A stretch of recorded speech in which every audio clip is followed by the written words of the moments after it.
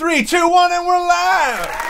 Hello all, welcome back to the INVICTUS stream. My name, as always, is Mr. Harlan Guthrie, and I am here with my very best friend, Miss Joe Fallak. Mr. Two Guns, Justin Thomas James. The very sexy Mycl Barber. And we are here with D&D 5e, The Iron Storm, Part 3. Wow. That's right. Over the last 2 weeks, we have been tirelessly chipping away at this fantastic little mini-campaign that Joe has put together for us. And we are at really in the belly of the beast tonight. So I'm excited that you guys are here with us. It's not every week you get to do something. Oh, wait a minute, it is. We're so happy to be here with you guys on this Wednesday night. It is always a fucking light in the shit weeks that we have to be able to do this for you guys. So thank you for being here. Thank you for hanging out. Let's have a good time. It is, of course, an 18+ show. If you don't like no words, which is what we call them around this place, then you go ahead and you close the video. No one's going to fault you for that. But before you close it, you make sure to like the video, because when you like the video, Justin gets gas money. Ain't that right, Justin? No. Wrong type of gas, but also appropriate because that man farts a lot. So please like the video. It will buy me new candles to light. I love candles. And, and it'll make us feel better, just as people in general, and make us better people. So it's a double whammy. Also, please subscribe if you haven't already. I want to do a quick shout out to all the people who follow us and comment on YouTube. It is so great to hear the feedback, not just on Facebook and all of our other social platforms, but directly at the source on YouTube. So thank you for leaving comments. We got a weird comment today on a cooking video from, I think, somebody who is not part of the stream. So for the first time, someone was drawn to a cooking video that was not like, oh, Harlan's cooking some shit? Fucking fine, we'll watch it. So congratulations to you, my friend, whoever you were. You're making me feel good. What did they say? Exactly. He's like, ah, man, these diners. He's like, the hash browns I make suck. Your hash browns are fantastic. Thanks, buddy. Or some shit like that. That's a terrible paraphrase. It's not even right. But anyway, thank you, commenter. Good. You have great biceps. It's the gist. It wasn't about the. That's also true.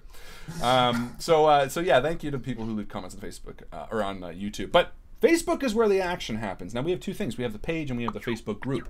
If you're a Facebooker, make sure you like the page. It's where we post little memes and funny things like that. And I'm utilizing it a lot more thanks to Lee House, a good friend of ours, who runs Pen and Paper RPG. Shout out, bro.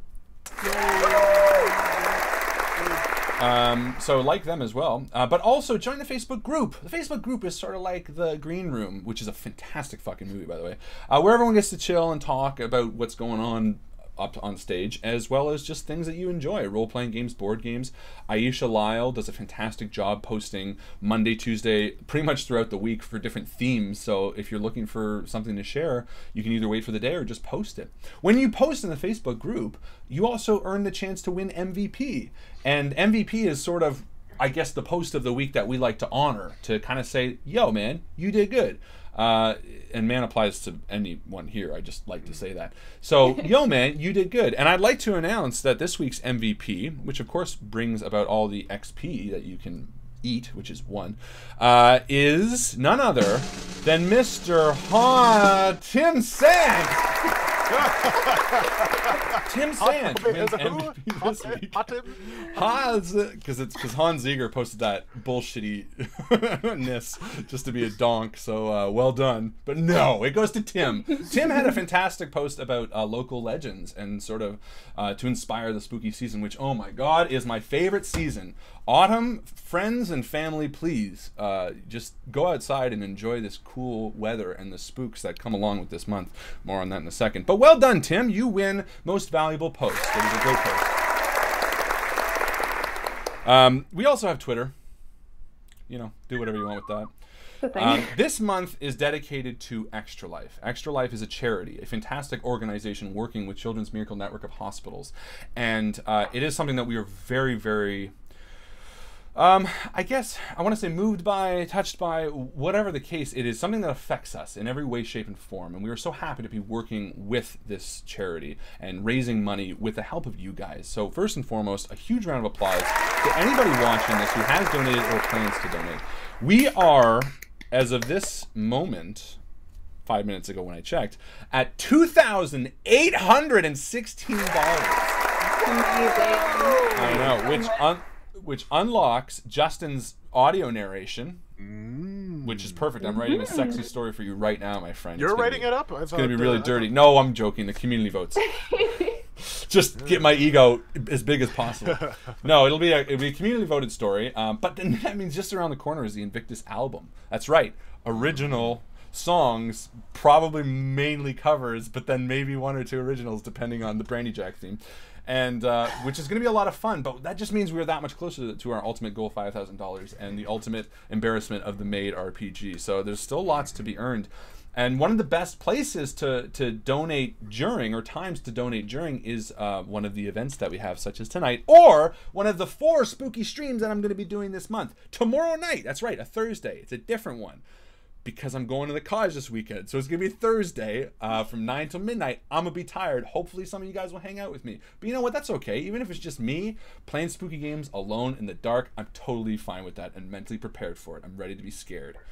So don't worry about it. But if you want to donate during one of those times. You get a shout out by me. I'll probably make up a fun, cool catchphrase and name it after you, and we'll like have like a good bonding time. Or tonight, if you want to donate during the stream, I will shout out, yo, so donated, and Joe will come up with an NPC in the game. No, but should maybe name a giant after you. Maybe I will. You never know. I know, but I felt it wasn't fair to commit you to that without actually having any sort of what the fuck conversation. But yeah, so donate during one of these or off time. It doesn't really matter, because donating is kind of the name of the game this month. So please, if you have the time, if you have the money, make your donations to the Children's Miracle Network of Hospitals via Extra Life in the link below this video.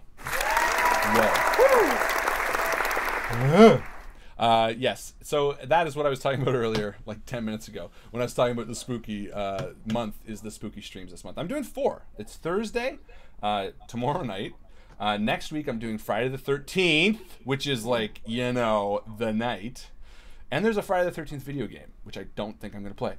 And then we're doing Saturday the 21st or something, and then Friday the 27th. So come hang out to the spookiness during those spooky streams, because it'll be a lot of fun. That is it for me. I just love hearing myself talk, so I add extra things in. No, but these are really important. And thank you again to everybody who has donated to Extra Life. And thank you to everyone who's here hanging out, because this is what it's all about. Hanging out, friends, playing some role-playing games. Let's get this shit started. Without any further wasted time, let's play the credits, because that's what Joe wanted. Ladies and gentlemen, blah, blah, blah.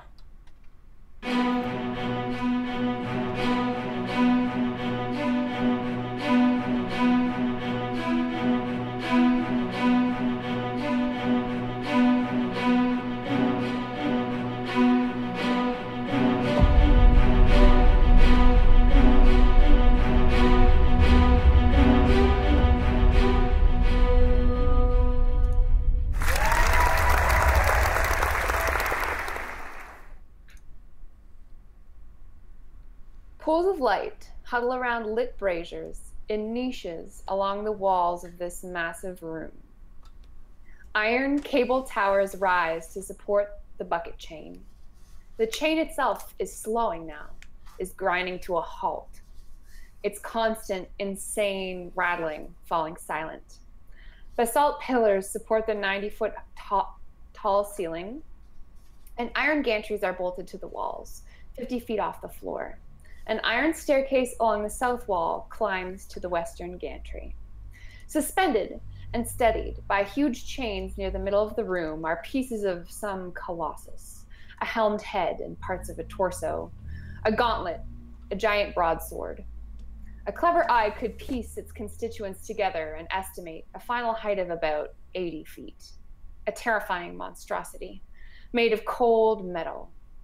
Set into the southeast wall of this huge hall are a set of giant adamantine doors some 50 feet high. The northern third of this room is occupied by a forge the size of a large house, with its opening hatch on the south side, a tall chimney leading up and beyond. And within this room, Duke Zalto. The sound of his voice is like the grating of stone, the explosion of bellows, a terrible rumble. As he paces grandly back and forth, taking strides that are 10 feet long, he clasps his great maul behind his back thoughtfully and begins to issue orders in the language of giants. Nashro, the Duchess, to me. Igona, rouse the guard. 2 fire giants who had been standing together talking quietly underneath some huge fragment of the Colossus snap to attention and lumber away to the north. The Duke raises an ash-colored hand to comb through his beard and briefly examines his nails. They're the size of dinner plates and hopelessly darkened with soot. A minute passes, and he regards the progress of the hanging fragments of the creature all around him. He shakes his head and clucks his tongue, a sound that echoes around in the corners of the massive hall like bats chasing each other. The monstrous hounds, curled around each other in a shadow at the side of the room, raise their great heads and cock their ears at the sound of many heavy footfalls approaching. First to arrive are those on the northern gantry, 2 fire giants and 3 ogres that give approximate salutes and stand ready. Then another fire giant on the east gantry. A third effortlessly raises the portcullis leading to the slave pens to the south and stands at attention after letting it fall back with a loud clanging. A female fire giant, clad impressively in a fine gown made of the black skins and wings of a dragon, sweeps into the lower hall from the north entrance, followed by 2 more fire giant guards. Her red hair is wrapped and piled extravagantly on her head. She narrows her huge eyes and glances all around the room, taking everything in. The Duke nods at his Duchess as she enters and then addresses the audience, still in the giant tongue. Some short time ago, 4 of the slaves in the ore depository escaped from their shackles and murdered their guard. The buckets do not fill themselves. The chain is silent. This is a disgrace to the All-Father. The Duchess chimes in where she stands in the northern entryway. You are the disgrace, Valto. The Vanidad hangs here in pieces, where it should be crushing the countryside. Anan, the All-Father, demands a demonstration of excellence and power from us to move the fire giants. We have to prove we are worthy of excellence to ascend to godhood. What do we have here? She strides into the room, maybe only a hair shorter than her mate, and stares him in the face, unflinching. A scrap heap, hanging around the room like some fucking ornament for a gnomish feast day celebration. Zalto flushes an ugly orange hue under his gray skin. Ungrateful bitch! Mind your tone! I called the guard here to put the forge back to work, not to receive a tongue lashing from some lazy harpy. I will complete the Vanidad and demolish the world of the small folk. I will lay waste to their towns and citadels, flatten their farms. I will root out every hidden wyvern and dragon from every stinking crevice they hide in. And I will bring the rule of the world back to the giants, to the fire giants. The All-Father will recognize my supremacy. A couple of the other fire giants yell in agreement, a thunder of sound. The Duke raises a hand to the giant on the southern gantry. Kolnag, bring the slaves to me, all of them. And the giant complies, raising the portcullis again with one hand and trudging south along the corridor until he turns and disappears from sight. There are sounds of metal doors being opened, and the shuffling of tiny feet heralds a little parade of slaves, some 36 miserable humanoids. There's an assortment of humans, dwarves, and elves, all looking drawn and exhausted, half-starved and dirty. There's 6 orcs, too, though they seem in good spirits and aren't chained together like the others are. They're shepherded along to line the southern gantry, and Zalto regards them. He speaks in common so they can all understand. Slaves of iron slag, the wheel is still. The chain is silent. Have you discovered why in your small brains? 4 of you tried to escape this morning from the bottom of the mines where you shovel ore. They wanted to leave you all here to suffer your own tiny fates and escape to the surface without you, to feel the sun again on their pitiful bodies. Their insolence was rewarded by my fire lizards who scorched them and pierced their flesh until they screamed for mercy. Your freedom is a fiction.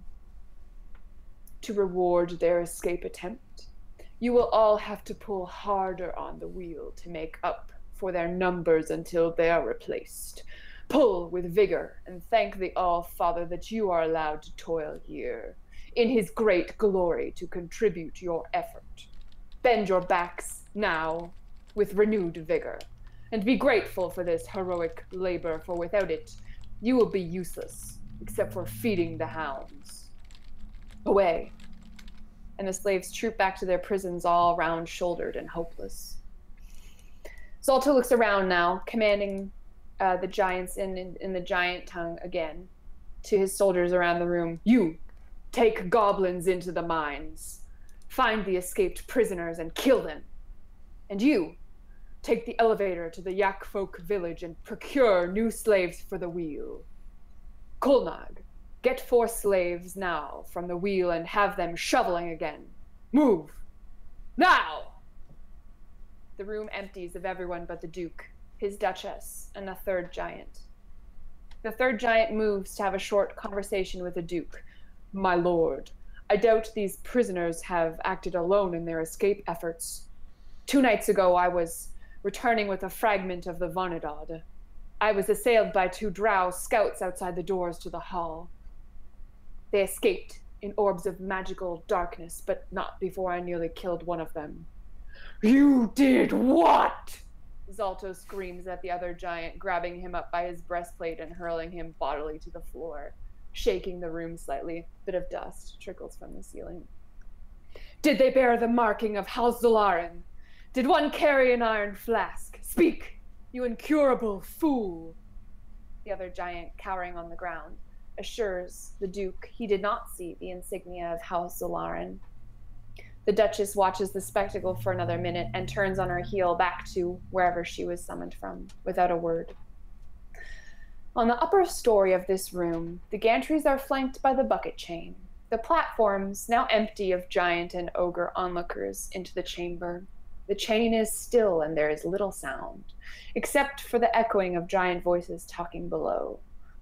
In the southwestern side of the room, there is a passage cut in the wall that permits the buckets to move into the next room to catch the slave wheel and turn ever clockwise. In this passage, plastered to the wall and eavesdropping, are our heroes, Ortho, Necro, and Rust, and they share a look together as the bucket chain begins to move again. What did that say? Someone who speaks giant, explain everything that just happened. Yeah, I pass along the information, and I turn to Necro and I say, House Zolarin, are you familiar with this house? Speak up, sister. Oh, that's They not can't how I hear thought us. that was spelt. That is an excellent question. Is House Zolarin of Menzel Baranzan? House Zolarin, when did you leave Menzoberranzan? I would say roughly, I'm going to say 100 years ago. Okay, so you know that they were they made Gauntlgrim their home for a period of time. Okay. And you have heard rumors from the Underdark that the dwarves have retaken Gauntlgrim. So you would presume that House Zolarin has found a new home, but you don't know where yet. Right. Interesting. So that obviously the drow angle is one angle. I don't know how. You don't know how? No, I don't know, because, I mean, I don't have an iron flask. I don't think we don't have the... Iron flask is easy. We just say we lost it or some shit. My thinking would be... When assaulted. Yeah, my thinking would be, though, because the Duchess heard about the drow and then left. So and obviously she's pissed off at the Duke. So maybe if we were going to go the drow angle, rather than go to, say, the Duke, or even obviously the guy who would have seen you, maybe hit her. You know what I mean? Like talk to her, because she kind of knew about it. So it's sort of a good. But the other thing I was thinking is, they want to conquer the little people. Does that include orcs and goblins? It would. It's anyone smaller than that. So they obviously don't know that, like, the orcs and goblins aren't aware that they're building shit. So maybe we could use that more to our advantage and maybe create. I'm not thinking as like the main thing, but like a distraction, like to create sort of upheaval within them, to be like, hey, don't you know what they're fucking building, that you're dead? I mean, it would allow us to have more information on where the conch is too. I was more thinking, well, rather than being like, hey guys, they're evil, so share with us, I was more thinking like stir shit up a bit. You know what I mean? Like be like, hey, they're fucking trying to kill us, and blah, blah, blah. Like maybe do a little bit of deception. Yeah, I feel like the orcs and goblins already know that. You think? I do. Because I feel like the giants would already treat them like. I don't know. They seem awfully happy to be building something that's going to destroy everything outside. Well, we're lucky that they don't suspect that there are infiltrators in here. And why would they speak giant? When they don't speak giant. So sorry, I was still on that thought. Yeah, no, they think that the slaves like escaped and killed their master. Which is dumb, because I don't know how they'd slash their master and like decapitate it. Well, they might not be thinking that. I think that's what the giant told them. The giant told the slaves that they were killed. Yeah, that the slaves were killed. But before that, he said that find those escaped slaves. Yeah, and he directed a giant to take some goblins into the mines to find them. Right. Yeah. I kind of like the angle of going for her. But here's the thing. Here's the thing. If we're going drow, we got to find the drow and kill them, because it's very likely that they could be like, "Oh, we're the drow." Oh, we have an iron flask. Yeah, exactly, right. So we bear the mark. So was it Golnaj who said he cast them out? The giant? Sorry? Golnaj, or was he the one who said he cast the drow, he threw them away or something like that? I didn't name. We'll call that one Rin. Rin the giant was the one who. She was the one. Oh, she was the one who saved Mycl's skin too, didn't she? With her XP, she made it so there weren't any boulders left. Okay, that's correct. Rin the giant was the one who attacked. Well, then for ease, maybe two drow friends. Let's just say the drow probably won't come back. Is that a fair guess? Or should we go on a drow hunt? Going on a drow hunt. Gonna catch a dark one. Did they say anything about why the wife was upset? The wife was upset because they hadn't created the Vanna dude yet. Yeah, so from your understanding, I'm not sure if you guys were able to sneak a couple of peeks at what was all happening below, because there were some giants hanging out on the gantries to your left and right, essentially. Yeah. But she seemed to be frustrated that the Duke was not making progress faster. Because they believe this will help them ascend to godhood. Yes. Once they conquer the surface world. Correct. They are trying to impress their deity. Yeah. The All-Father. Odin. Mm-hmm. Anam. Then the other thing is, and this is just more like, not meta, but like, I'd be like, if this was the case and we knew they were taking over the world, I'd probably be like, okay, let's fuck off and get like a king and like an army back here. Because like, what are 3 dudes gonna do with like 30 giants trying to take over the world? Yeah. Can we not just retreat and come back with more? like that's just me though. I won't suggest it because it'd be a boring ass game. So the slaves were tasked with finding them, or goblins and one of the giants? Yes. Okay. So who are the giants? Did all the giants leave, or who else is in the room now? So essentially, the Duke is speaking with one of his, with Rin, the giant. Rin, okay. And everyone else has kind of gone back to their posts or to the jobs that Zalto asked them. So one of them is taking the elevator up, or presumably waiting for the elevator to descend so that it can take the elevator up to the Akfolk village. One of them is redistributing slaves from the wheel or from the pens back into the mines to get ore shoveled back into the buckets. And one of them is taking goblins on a search party. Okay. How many goblins are going in the search party? He did not say. Yeah. If we can get downstairs, this might be a good time. The mess hall will probably be clearing up by now, if the goblins are all leaving or at least most of them. Yeah, we need to scout the bottom layer for sure. The other thing I was going to ask is, do we know if giants have dark vision? They do. Yeah, because they were able to attack Necro. That's right. Okay. Yeah. Okay. Then we need to figure out a way to get down. Is there another way to get down other than the stairs? Oh well, there are the stairs actually. Yeah, but isn't that like the most obvious way? You have thus far discovered two means of ascending and descending from level 2 to level 1, essentially. Yeah. There's the stairs on the southern gantry that's within that big main hall where the Vonadod is. And the elevator. And there's the elevator. That's not to say that there aren't more, you just have not found them yet. And in that room where they're turning the wheel, he said that the buckets have stopped. They are starting to move again. So your movement between rooms will now be masked by an amount of noise. Good. Again. Yeah. Perfect. Walking through the wheel room, I don't think is the best. I think we could probably just hop in the buckets again. I mean, we got the rope. Problem is that bucket, remember? If it's possible the molten area is like... Yeah, but it looks like there's a gantry down the way. It does, but that looks relatively exposed. And didn't you say there were two orc or ogres in there or something?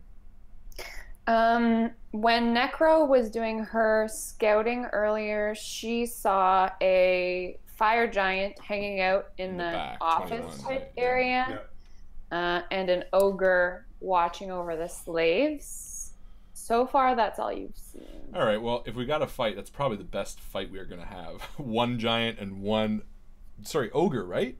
Yes. Okay, ogre, yeah. Orc and ogre. All right. You know what? Let's do it. People are distracted, too. So Rust sort of nods at the other two. All right. And he climbs back into one of the massive buckets as they begin going across the wheel room. Yep.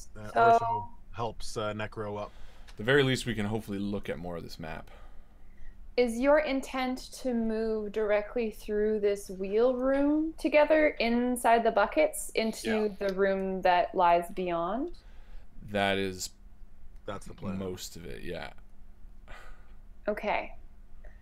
I'm going to say no based on that reply. That question. Is your dumbass You're telling me. Well, because I know... Yeah. I just wanted to make sure I understood whether or not you're planning to hop out or not. No. In the wheel room. No, we're not trying to start Not in the wheel room. No. To me, all attacks are going to be based on fails. Yes. Yes. Okay.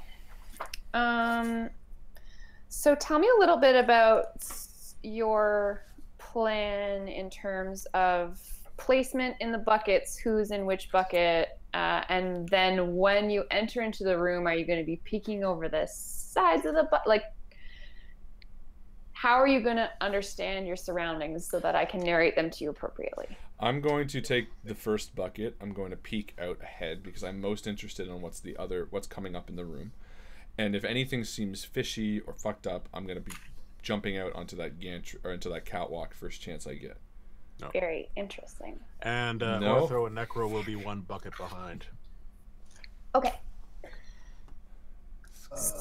Anything to add, Mycl? I don't have a lot of spells yet, so I actually have third level slots, which I will use to cast Pass Without Trace to again give me like the +10 on stealth.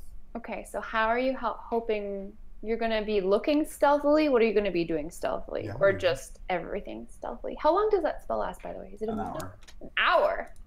I don't know. Oh, gee whiz. I think it's probably still cast from the last time you cast it. Oh, you know what? I'd let him go first then. I forgot he's got that thing. Yeah, that makes sense. So I'd be like, you go. I think you have that cast on you right now. Okay. Actually, you know what? Yeah, you know what? Let's hold on. I'm not thinking. Let's go one at a time. There's no fucking sense in all three of us bumping into buckets. I'm gonna stand, let you go across with your super cloak, do whatever the fuck, and just watch because I have eagle vision. And then, depending on how that goes, then I will decide whether I'm going. Yeah, that's what's gonna happen. All right. Is that cool with you? No, but we'll do it. Well, you don't have to. No, I'm just kidding. It's fine. I wouldn't feel comfortable with it either, personally. But Well, he's got the +10 to cloaking, so like I don't know, he can sort of just run up against a wall. no, I think. Okay. You're the one that wanted to go through this room. I was backing up your plan. You know what? I feel like that actually might be a better idea. What? Like, not that it's a better idea, just a different idea. Is that because I feel like using the light and the shadows of that room, I might be able to sneak through rather than going through a bucket, because there was only the one ogre in there. If we can just find out what's in the next room, That it one might going help to across, right? inform our. Yeah, the next, I guess, really what we need to do is just be able to map reveal. That's what we Yeah, need. exactly. Right, Some but of the what I was going to shadows. say is, because if you guys go in buckets, but I'm not in a bucket, we might have a little bit more surprise coming from two different angles. Well, we're not trying So to attack the right audience- No, I know that. now. Oh. Understand what's happening. There's like a slave wheel that's turning so that the chain is moving clockwise throughout the dungeon. Right. And then there's just a little sliver of room behind the buckets, but in front of the buckets there's the chain, the slave wheel that's moving the chain. You could potentially walk on the back side of the buckets and just try to be very quiet and hope that an ogre doesn't notice little feet walking underneath the bucket. Mm-hmm. Maybe oh dude, okay, so I'm the GM, so I shouldn't be helping you. What if you just like held onto the That's bucket actually and what I like was thinking, holding on to the lifted your side. feet up? That's actually what I was thinking of riding so the I side. want you to do that. instead. So why don't you roll a stealth check for me, and I will see how perceptive this ogre is. I love how that's become the theme now. Do do do do do do do do do. Oh.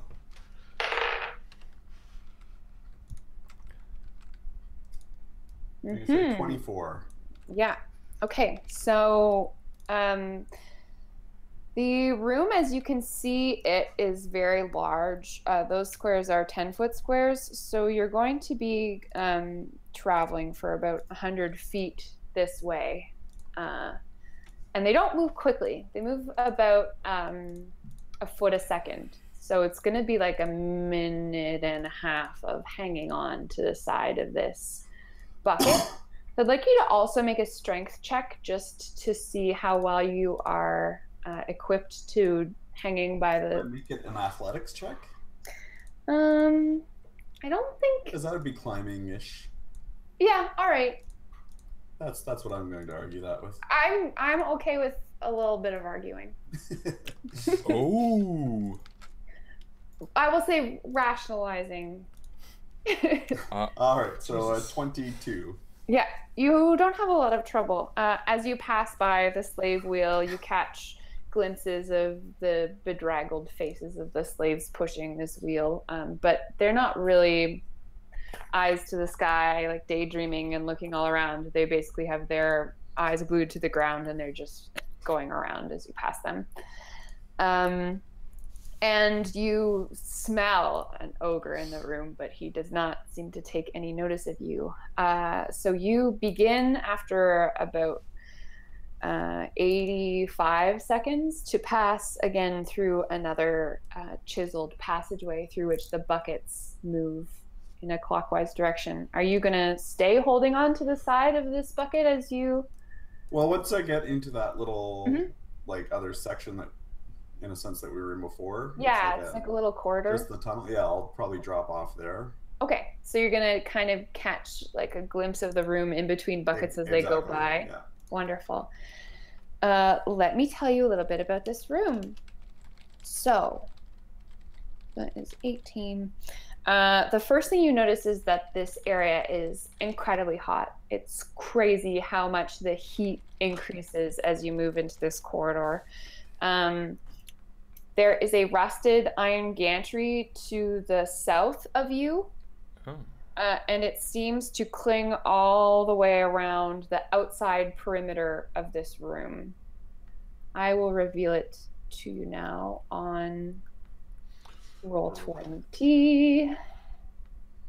I love it when you can just do the reveal area instead of having to do a polygon reveal. A little bit of roll 20 talk here. There we are. Okay. Walking along this iron gantry, there are 4 ogres that have long hooked poles, and as you watch, they hook buckets, and right now they're just kind of looking into them to see if there's any ore in there. Below where the buckets hang and run, there's a foundry, essentially. There are 4 cone-shaped smelters carved out of black basalt that contain molten rock, and you would probably assume that these buckets get tipped directly into these cisterns. There are fire giants walking around on the lower level, and there's basically a pool of molten rock. There's also a gantry kind of in the middle of the room, on the side of the room where you are. And then there seems to be a passageway leading south out of this room on the top level, but you can't see to what. That sounds like a bad place. It really does. Let's not go there. Have we found a good place yet? Tis a silly place. Let's not go there. You count about 4 fire giants on the lower level. Fuck me. So that's what's up. All right. That's what's up. Now here's the fun part. I still gotta get back. We could always just jam it. You just run across. Well, no, you're not that far off the ground, right? You could probably run back. Try to sneak back. No, he's far off the ground, isn't he? You mean moving into the room, Harlan, or moving back where back into 20. Back into the wheel room. That's what I'm saying. I still gotta get back there. So I'm over in the other corridor. No. And I'm like, it doesn't bode well for us. All right. Fuck. How the fuck are we supposed to do this? Well, at least we know. Okay, so we do not want to get into a fight here. Yeah. But we still, like, even if we go down the level, we still got to either risk going down those stairs or risk getting back. Yeah, There's it's gonna be just a like risk the no elevator. fucked everywhere. Yeah. Fucked every Well, which way. So we've got the corridor to the south we could try to sneak to. But that looks you like a don't know dead that. end. Right? That's where the chained guy is lying on his back, right? Oh, you mean where we are? Oh. South of 14, you mean? South So- of 14. Sorry, Yeah. I was talking south of 18. Yeah, no, south of 18, it's got to be a dead end. I mean, well, Oh yeah, maybe stairs down or something. could be. That'd be my only guess. Other than that, I can't imagine. And there's 4 fire giants walking Can around I- the fucking lower level Can anyway. I get to that southern entrance to take a look? Like, does it look like something I'd be able to get to fairly? Okay, here's the tricky part. The area where the gantry connects to the wheel room is separated from where you are. You are in a corridor that the buckets pass through Yeah. that's just to the north of the hallway that foot traffic would use. Right. So you would have to go back into the room, dodge between buckets, and then go onto the gantry on which there are 4 ogres chilling. Sorry. When he's in the room with 20, does he see anything behind him or like in front of him? Because it looks like there's sort of like doors in 20. Are they just doors? Are they? It's a furnace. Yeah, like You're the furnace talking- behind him is that exactly what it is when it's revealed? Just looks black. I don't know if there's like. It looks more- like the same thing in 12, but Yeah, that. That's a fireplace. It's just a wall. But south Okay. is a door. And south are closed doors. This is an open door into the overseer's office. This is, he will be able to see a short hallway. So what the boys are talking about is in the room with the slave wheel, there's an opening in the southern wall, and that essentially hooks east very quickly, and you would presume connects to the slave pen. Yeah. Gotcha. Okay. There is an opening here Yeah. in the eastern wall that there is it's a portcullis. What the hell would that be? Leading down, maybe? Another stairway down? I would say, if one thing actually thinking about the drow angle, I think it's better if we get caught by someone who would not be savvy on who the drow are. Well, but the last to guy try to use it on them. But the last guy who caught the drow fucking attacked them. So we might do the same. Yeah, I know. But now that we know, we could explain. No, we're supposed to be here. Well, maybe we should be caught by the Duchess Right? then. No, not the Duchess, because the Duchess would know. The Duchess would know who Zolaran is and be like, The Duchess would know. Ooh, the Duchess Duchess would know. Ooh. Yeah, I think she would know. But if like the ogres caught us, we'd be like, no. I feel like they just kill you. Yeah, but not. But we could say like, no, you don't want the Duke to be angry with you. Well, Yeah, I feel like it'd I be feel like that's easier what the to- drow said before. We're here on it because like that's what they would have said to the giant. I'm not disagreeing. I'm just saying it's fucked either way. We need to check the lower level. You and we me. got to check the lower level. Yeah. So what's 14 from our perspective? How many giants and are those dogs or whatever still there? What do you mean? What's 14 to your perspective? Sorry, because there were 14, giants. the So Duke. it's is better if you talking. talk about the rooms. Yeah. In Sorry. terms of The large open room that has the pieces With- of where the pieces. meeting, the introductory meeting Correct. happened. The Duke is now hanging around. He started to play with his hounds again with that like hollow iron ball, Right. like throwing it against the wall, and they're going crazy, running around after it. So he's preoccupied, and that second giant is gone now. Rin has made her exit. So there's only So- one giant, and it's the Duke in 14. Yes. In the main area. Okay. And 2 giant hounds. Now And the 2 hounds. while Necro has been sort of doing her thing, I was Mhm. keeping an eye on the main open area. Mm-hmm. Is there sort of a pattern to how he's running the hounds? Is he just throwing it to the farthest wall? He's just chucking it all over the place. So he's checking it. He's checking it south, and they're running south and then coming back. He's pacing around the room, and he's throwing the ball away from him. Like I'm sort of doing patrol patterns, I guess. Like if he's walking in a circle, is he like coming down to south? Is he coming? I can roll perception if you want me to. I don't think he'd be doing patrol. He's just I playing mean- with the dogs. No, but I mean, you still So it have could some be sort of anywhere. pattern. You'd like. Hey, you know what you could be doing, Harlan? What? Too is while Necro's checking out the other way, you could be using Slip to check out what's north of us. See if that's a stairwell. That's He a has 10-minute to wait. take 10 minutes to cast that. Yeah, right. but how long would it take realistically for Necro to go out that way and then come back?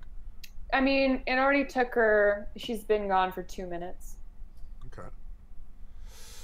Yeah. So this is what I'm kind of thinking, because if we head towards the stairs down the gantry in 14, Yeah.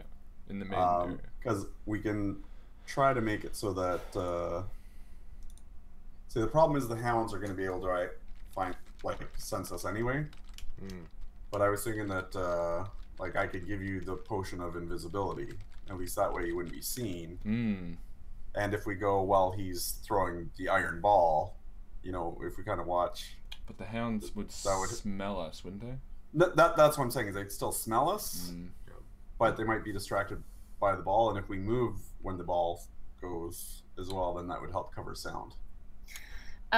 If you are invisible, I think the way that I would play it is that the hounds would have disadvantage to sense you. Yeah, but they'd still be able to But smell. they could still. Yeah. My I mean, disadvantage to any kind of perception they would be Right. trying to use, I, whether I'm- that's smell or not. Just I'm- because they're dumb animals. Yeah. I'm still on the kind of recon getting rid of this shroud, and I'm thinking north. It would be very convenient if it was a stairwell. Now, it might not be a stairwell. It might just be a hallway leading to the fire pits. But I would risk going that way. Maybe at least one of us going that way, finding out what what's it your is. stealth at? Mine isn't very good. What's Mine's that? Because it's plus probably better than mine. 5. +5? Yeah. It's better than mine. Mine's like 1. How stealthy does he think he is, though? Yes. My stealth is 0. So how about we do this? How about if I just use this time while we're thinking to sneak back to you guys, and Sounds hopefully good. I manage to do that. Yeah, roll another stealth check for me. Because that sounds like something fun to do. Yeah. Oh. Nice. Nice. Oh, No, that's nice. I'm gonna say 23. You're gonna say. Okay, still good. fucking amazing. Good thing. Good thing you cast that spell because Yes. I critted, and you can't crit on an ability check, so I didn't auto succeed. But luckily, not? That's no, interesting. that's attack rolls. Interesting. But I could have. If you want me to, I can change the way No. it works. All right. So yeah, you scamper back. I imagine you running the distance between buckets, and then it's kind of like when girls try to jump into double dutch, where they're like, That's kind of what I was thinking. Yeah, just go in between. yeah, or Guys boys. can double dutch too. I was just gonna say you can. I could never do double dutch. I wasn't Yeah, saying you. can you double dutch, Harlan? I didn't say me. I said guys. I'm not a guy. You're the Invictus guys. So Necro returns to you, and I assume gives you an adequate description of the room. Yeah. Okay. So we're not going that way. North or south? That's the question. Well, if he still has his hour thing, if that only costs him 3 minutes, why don't you just shimmy up against the wall and see what you can see if you want to reveal that? Yeah, Necro, you probably have another, I would say, half an hour at least. Okay. So where are you saying? You want me to go down the stairs down 14 or? I was thinking in the middle between 18 and 14 to see if there's a stairwell there. But it's up to you guys. I came up with the last plan, so we'll leave this one up to you guys. So you do want me to go through between 18 and 14?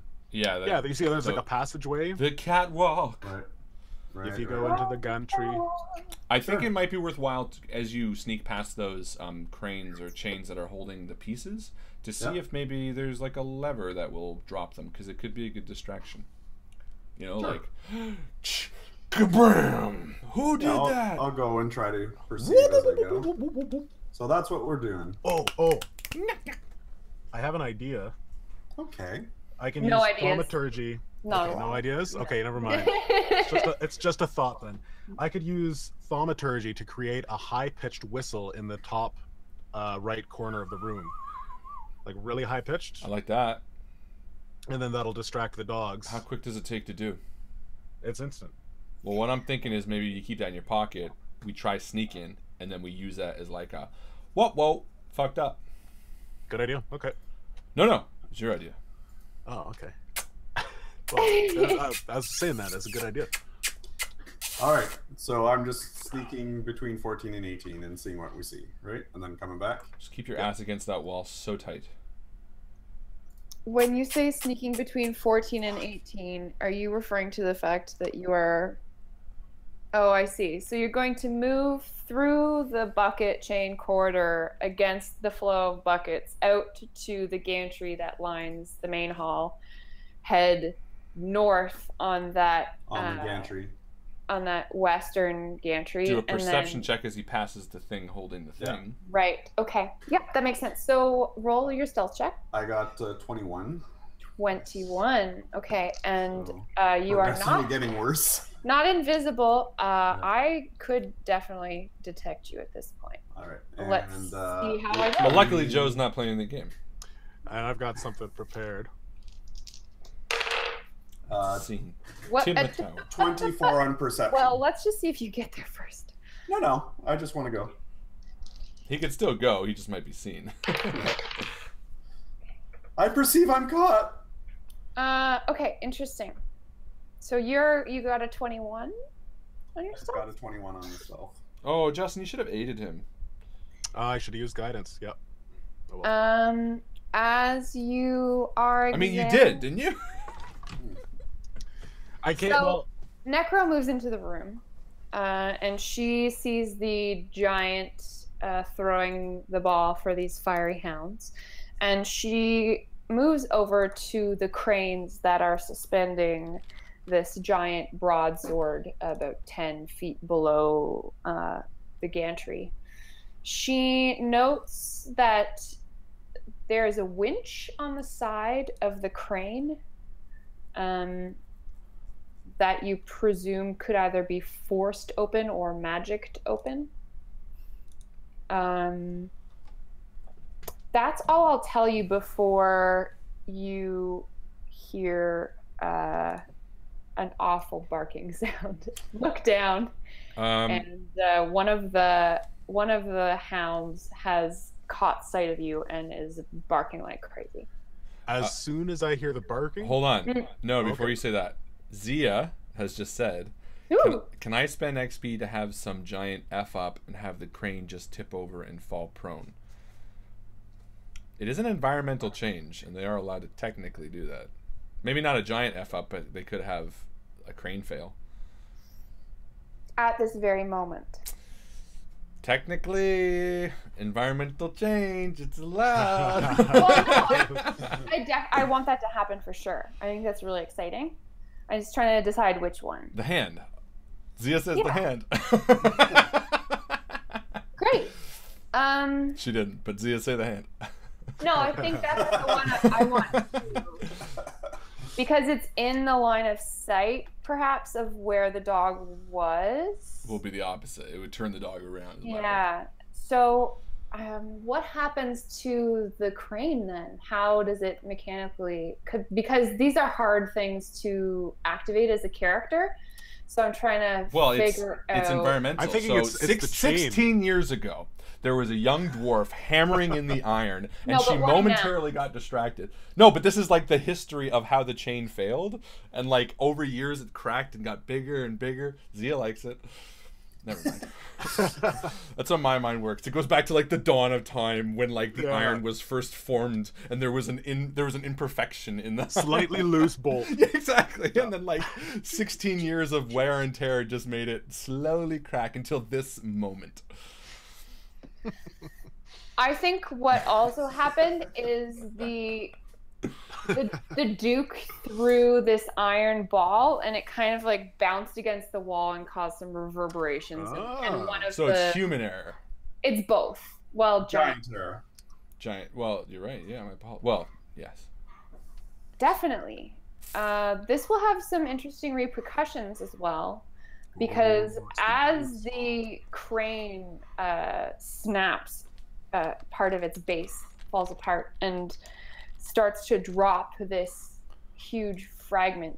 The Duke's eye catches the movement, and he moves aside as this huge gauntlet and it kills the Duke. Floor, makes a terrifying noise. Necro, I assume you are probably terrified for just a minute. I might have wet myself. Okay, what would you like to do in this ensuing Sorry, craziness? before he goes, can we just say thank you, Zia, for doing a fucking awesome call today. Good XP use. Very good XP spend use. XP during the game. And I want to just remind everybody watching that you can earn XP by doing the mid-game post, earning most valuable post during the week, or sticking around, or actually being useful throughout the game and earning endgame XP. And you can spend it at any time by going to Discord under XP spending under the stream. And you can type, can I spend XP to do this? You can spend 1 XP to do altered environments, exactly like we just did. And 2 other ways, which I have no idea. I'll find out and I'll post them. That's bad. I should remember that. That's how little we use it. But anyway, sorry, back to the Mycl. I think instinctually I would freeze. Okay. There's that moment of panic where I freeze and just rely on the fact that I know that when I'm in shadows, I'm also impervious to dark vision. Because I think there's that moment of, oh God, what's going on? And then as I watch the hand fall, and I watch the giant turn towards the hand and dodge out of the way, that I would use that moment to escape back down the tunnel. So are you going to investigate that central I don't think I would. I think I'd be opening? I think I would be like, shit, nope, too close. Sorry, guys. Fool of a took.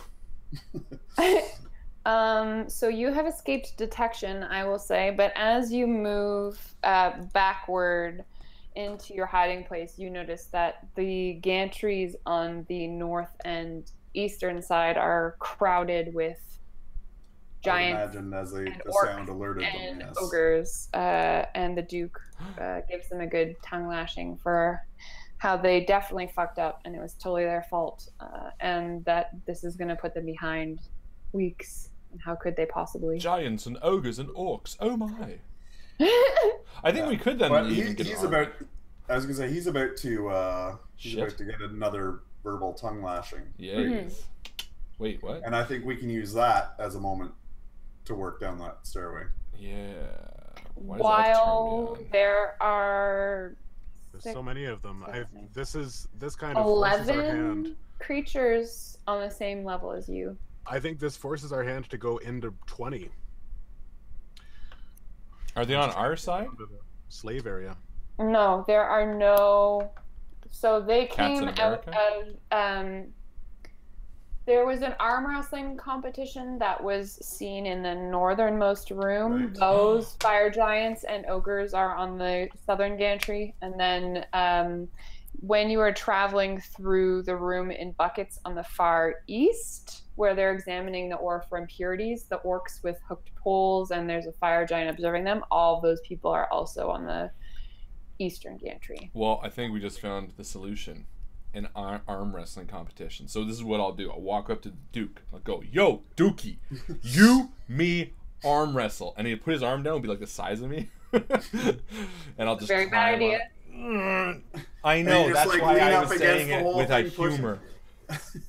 It's a joke. They don't Justin understand. stepped away. What's a joke? Arm wrestling a giant. That's the joke. So Justin stepped away, and I think maybe it's time for Necro and Rust to give a little smooch.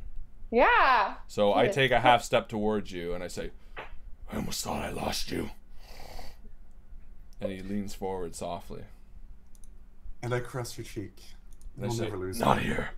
Not now." And he pulls your hand away, and he presses it on his chest, his heart. And he says, "When we get out of here." And he walks away. Even though he initiated, I think he's still got to be the toughie. So what's the plan?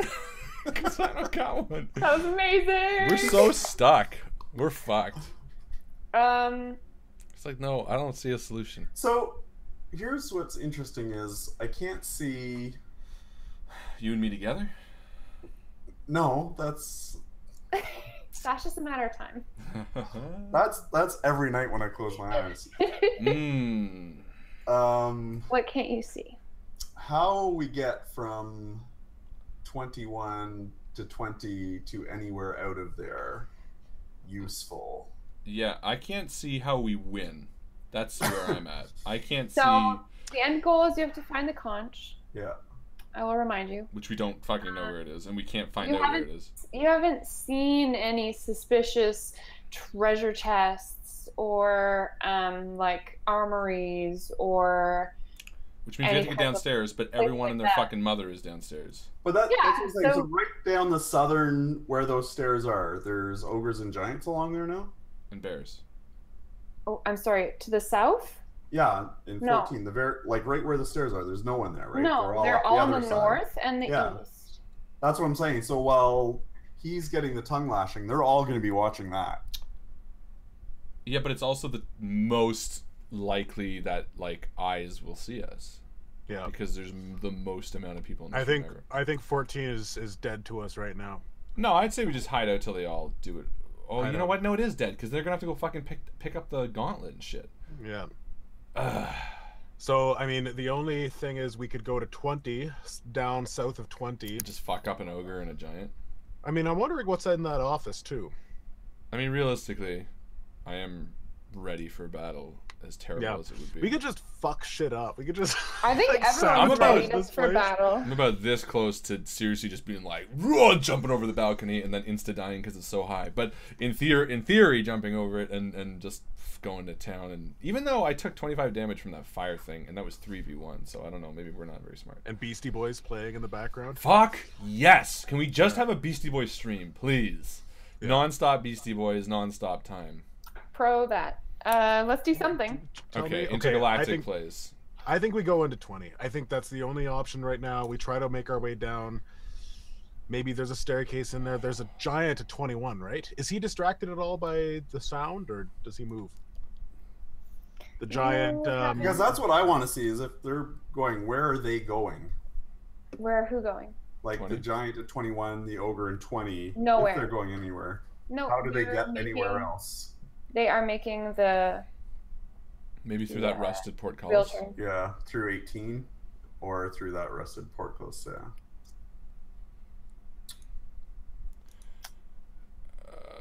All right, is that what we're doing? In a fight, see the yeah. I don't see another way to do anything. I'm catered to fighting. Because my either character. yes, You can try to stealth through a room, and then when here's you the thing: fail, I have zero you start stealth. fighting. I have zero Well, stealth. that doesn't mean that you can't roll a 20. Okay. You posted a song about rolling a 20. It's about never giving up, not doing Yeah. stupid things. And this, to me, going into a Sometimes room. Well, that's what I'm saying. synonymous. I've got the potion of invisibility that you can have. Okay, but even if we get to 14, we're still in scout mode, and we still have a risk that, I mean, those wolves only roll disadvantage. Do they have dim vision? Are there torches in this room? Can we, like, pop, get out the torches? I can, actually. I can cut out torches. Perfect. Can we- In room 20, no, Oh, wait. do the wolves have dim vision? you have no idea. What are wolves? Who These would aren't know? wolves. These Animal? are absolutely not wolves. I can cause call flames to. I can't cause them to go out, but I can cause them to flicker. Ooh. Guys, I got it. Don't worry. Or dim. I can make them dim as well, which might help. I don't know. Oh, fucking Or change shit. color. Yes, we've got Necro- control flames. Woo. Necro, if you would like to roll a nature check on these hounds, you can. I Yeah, will allow that. I would suspect they're like hellhounds. These knowledge kinds of rolls are free and easy. Then I'll do We're one too in playing case Dungeons and there's a Dragons. natural 20, because this has no consequence. One lucky. I got Oh, I got a natural 20. Oh, nice. They can see in the dark. Perfect. They have keen hearing and keen smell, which means they have advantage to perceive you Nice. when they hearing and smell come into into account. And yeah, that fire breath, that's gonna hurt really bad if you get in there. Right, but natural 20. Fucking, that's cool. So let's just say that's That's good. what I'm saying. That's what I'm saying. Roll that shit. I know. Well, but Alright. there was a freebie. So okay, so that's it. Look, end of story. If the fucking what are they called? Do I know the name? You know that they're Guessing hellhounds. hellhounds. Okay, hellhounds. Yeah, and they're immune to fire damage. Hellhounds, immune to shit. There's 2 of them. They can smell us even with disadvantage. Fuck 14. It's dead to us, which is the large room, FYI. So then 20 and 21. How do we deal with this? How Either we deal do with this 20, giant? or the only other option is maybe. I mean, it's stealthing through to the lower level on 14 is dead.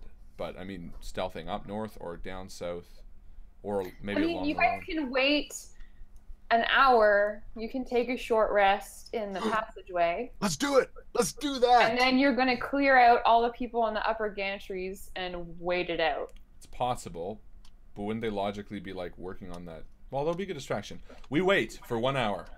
Great. So if you guys want to roll any hit dice, you can do that. What does that mean? You have a number of hit dice. 8d12?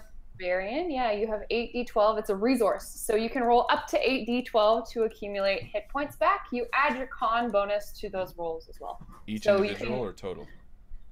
Individual. So you can roll 1d8 plus your con, and then you can be like, oh, that's not enough, and then roll another one and another one until you roll 8. And I shall that's do the that. maximum hit dice that you can use until your long rest. So 2 plus 3, so that's 5.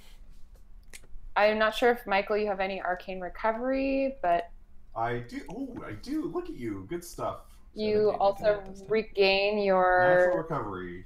So here... 2 levels of Nice. spell slots. Don't ever say never gave you anything. I don't think anybody ever says When that. have I ever said that? Yeah. What else do you get? You get your wild shape back. Justin, do you regain your superiority dice on a short rest? I sure do. I rolled my 4 times, and I'm back at the hole.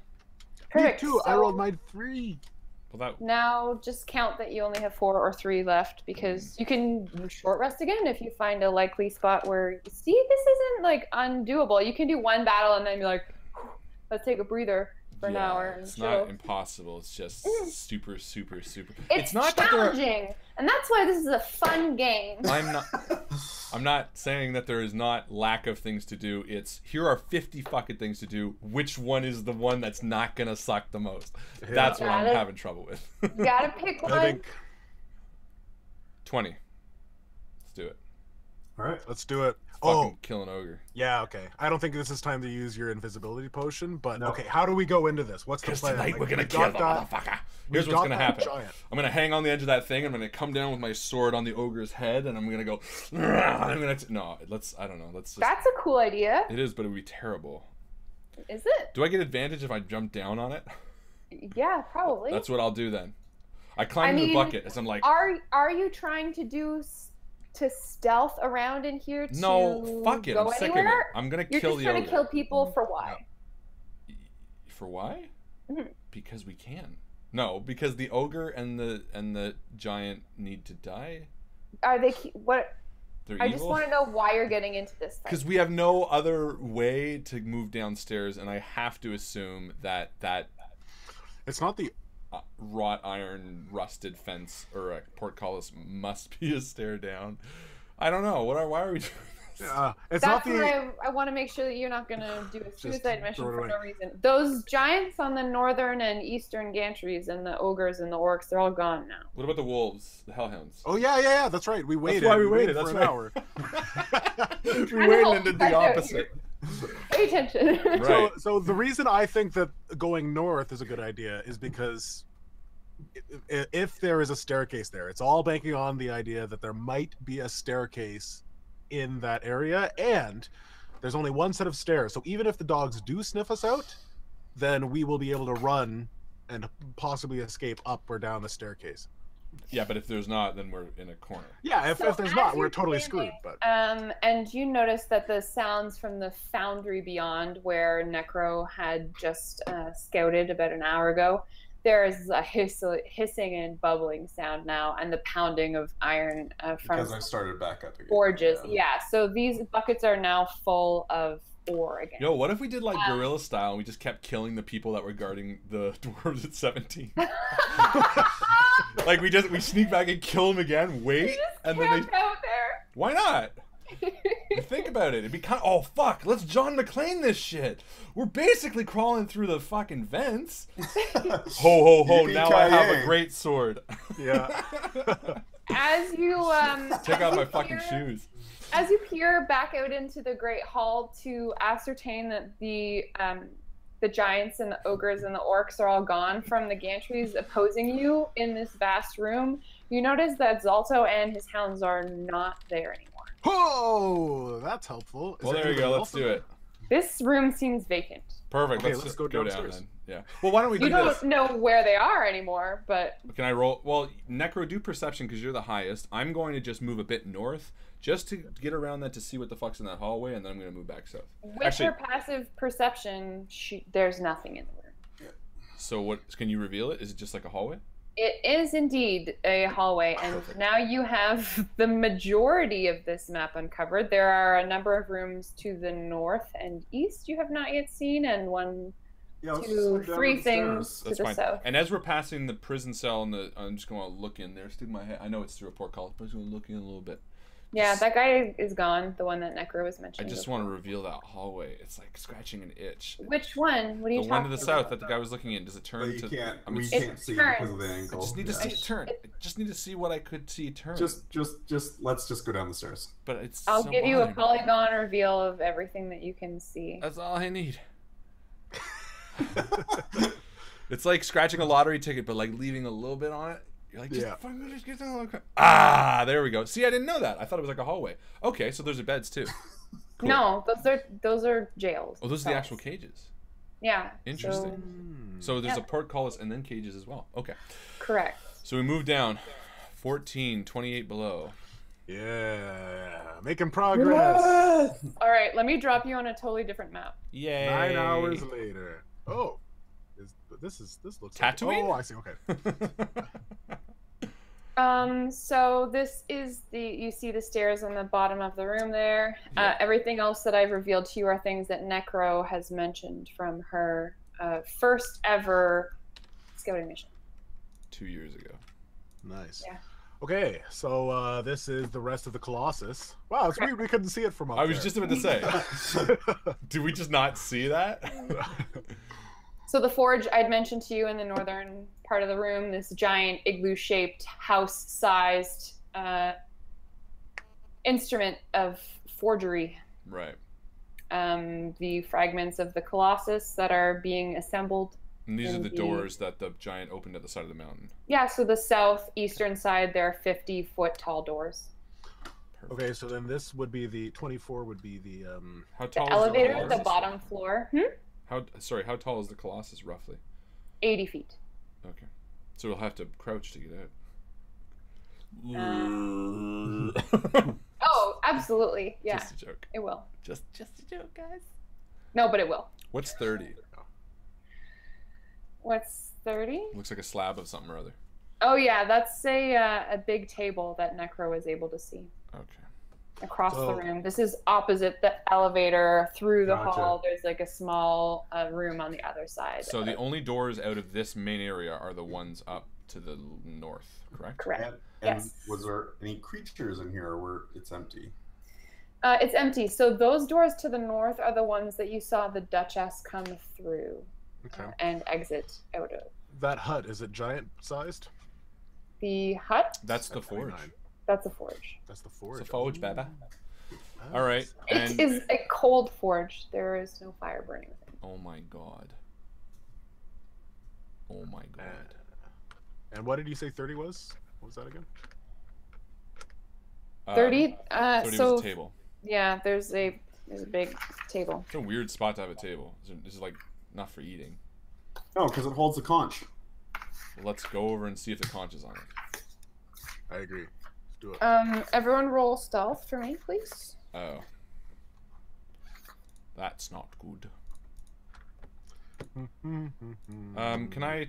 Oh, can you aid me before I? Yeah, roll? I'll use guidance. No, on- it's too late because she asked us to roll it, right? So we would have had to say that we did it before. Whatever. No, it's fine. Don't worry about okay. it. I haven't rolled yet. Okay. As long as it's pre your roll. I you have can- not rolled. So Harlan, you're gonna get an extra 3, but Okay. I only rolled an 11 for I got a myself. 1. Oh Natural no. 1. And I got a 5 anyway. That was a shit. What does it look like when you fail your stealth roll really bad? Well, Mycl is like leading the way, Necro, and he stops suddenly. And I bump into him, and you bump into me. Yeah, exactly. And then unfortunately, we get down the stairs and I fall and roll flat on the. And I'll start poking you in the eye. I assume the three of you just sit at the bottom of the stairs silently for a minute, and nothing happens. Oh, good. We regret. Well, I brush myself off from falling on the floor. I shake my head and keep making my way towards 30. I don't beat myself up over it. Yeah, me neither. You know, this sort of thing Things happens. happen when you're adventuring. I'm not as stealth-ish, sure. We're like, I look at you both with disdain, clumsy men. and I turn back to Rust and I say, not gonna lie, I kind of want a fight to happen. So, I've been okay with waiting. that. Blood's dripping from my ears. You Should get that checked out. you enter a small room west of the Colossus. It is unoccupied. Contains a 10-foot tall wooden table. None of you are 10 feet tall, so you don't know what's on top. I climb on top of the drow. Mm-hmm. I'll give him a boost. And up. So the other how drow. Wait, heavy are is this you? another cave thing, or is like we're actually? Oh, I take the rope of whatever it says. Yeah, and the rope of climbing. And I climb up. Great. Make an athletics I check was with excited that advantage. you were going to climb on top of the. I drone, will man. make an athletics check in the most possible way of +8. I got a 9. I got 27. Great. You Nice. shimmy right up. It's no problem. There Rust is an iron dagger stuck in the top of this table. It is as big as a human-sized greatsword and twice as heavy. I take it. Okay, make another athletics check. I will, and it will be a 13 + 7, a 20. Yeah, you. Sorry, 21. You pull it from the table. You would determine that this would deal 3d4 piercing damage. On a I hit. take it and throw my other sword away. 3d4? It's You the wanna do that, same. Harlan? Yeah, I think yours does. Yeah, 2d6, mine does right? 2D. Oh, wait a minute. Oh Sorry. yeah, 3d4 is better, I think. No. Yeah, still. I mean, technically, it is better mathematically, but it still maximum yields 12 damage. Yeah. Okay. Well, I'll still take it.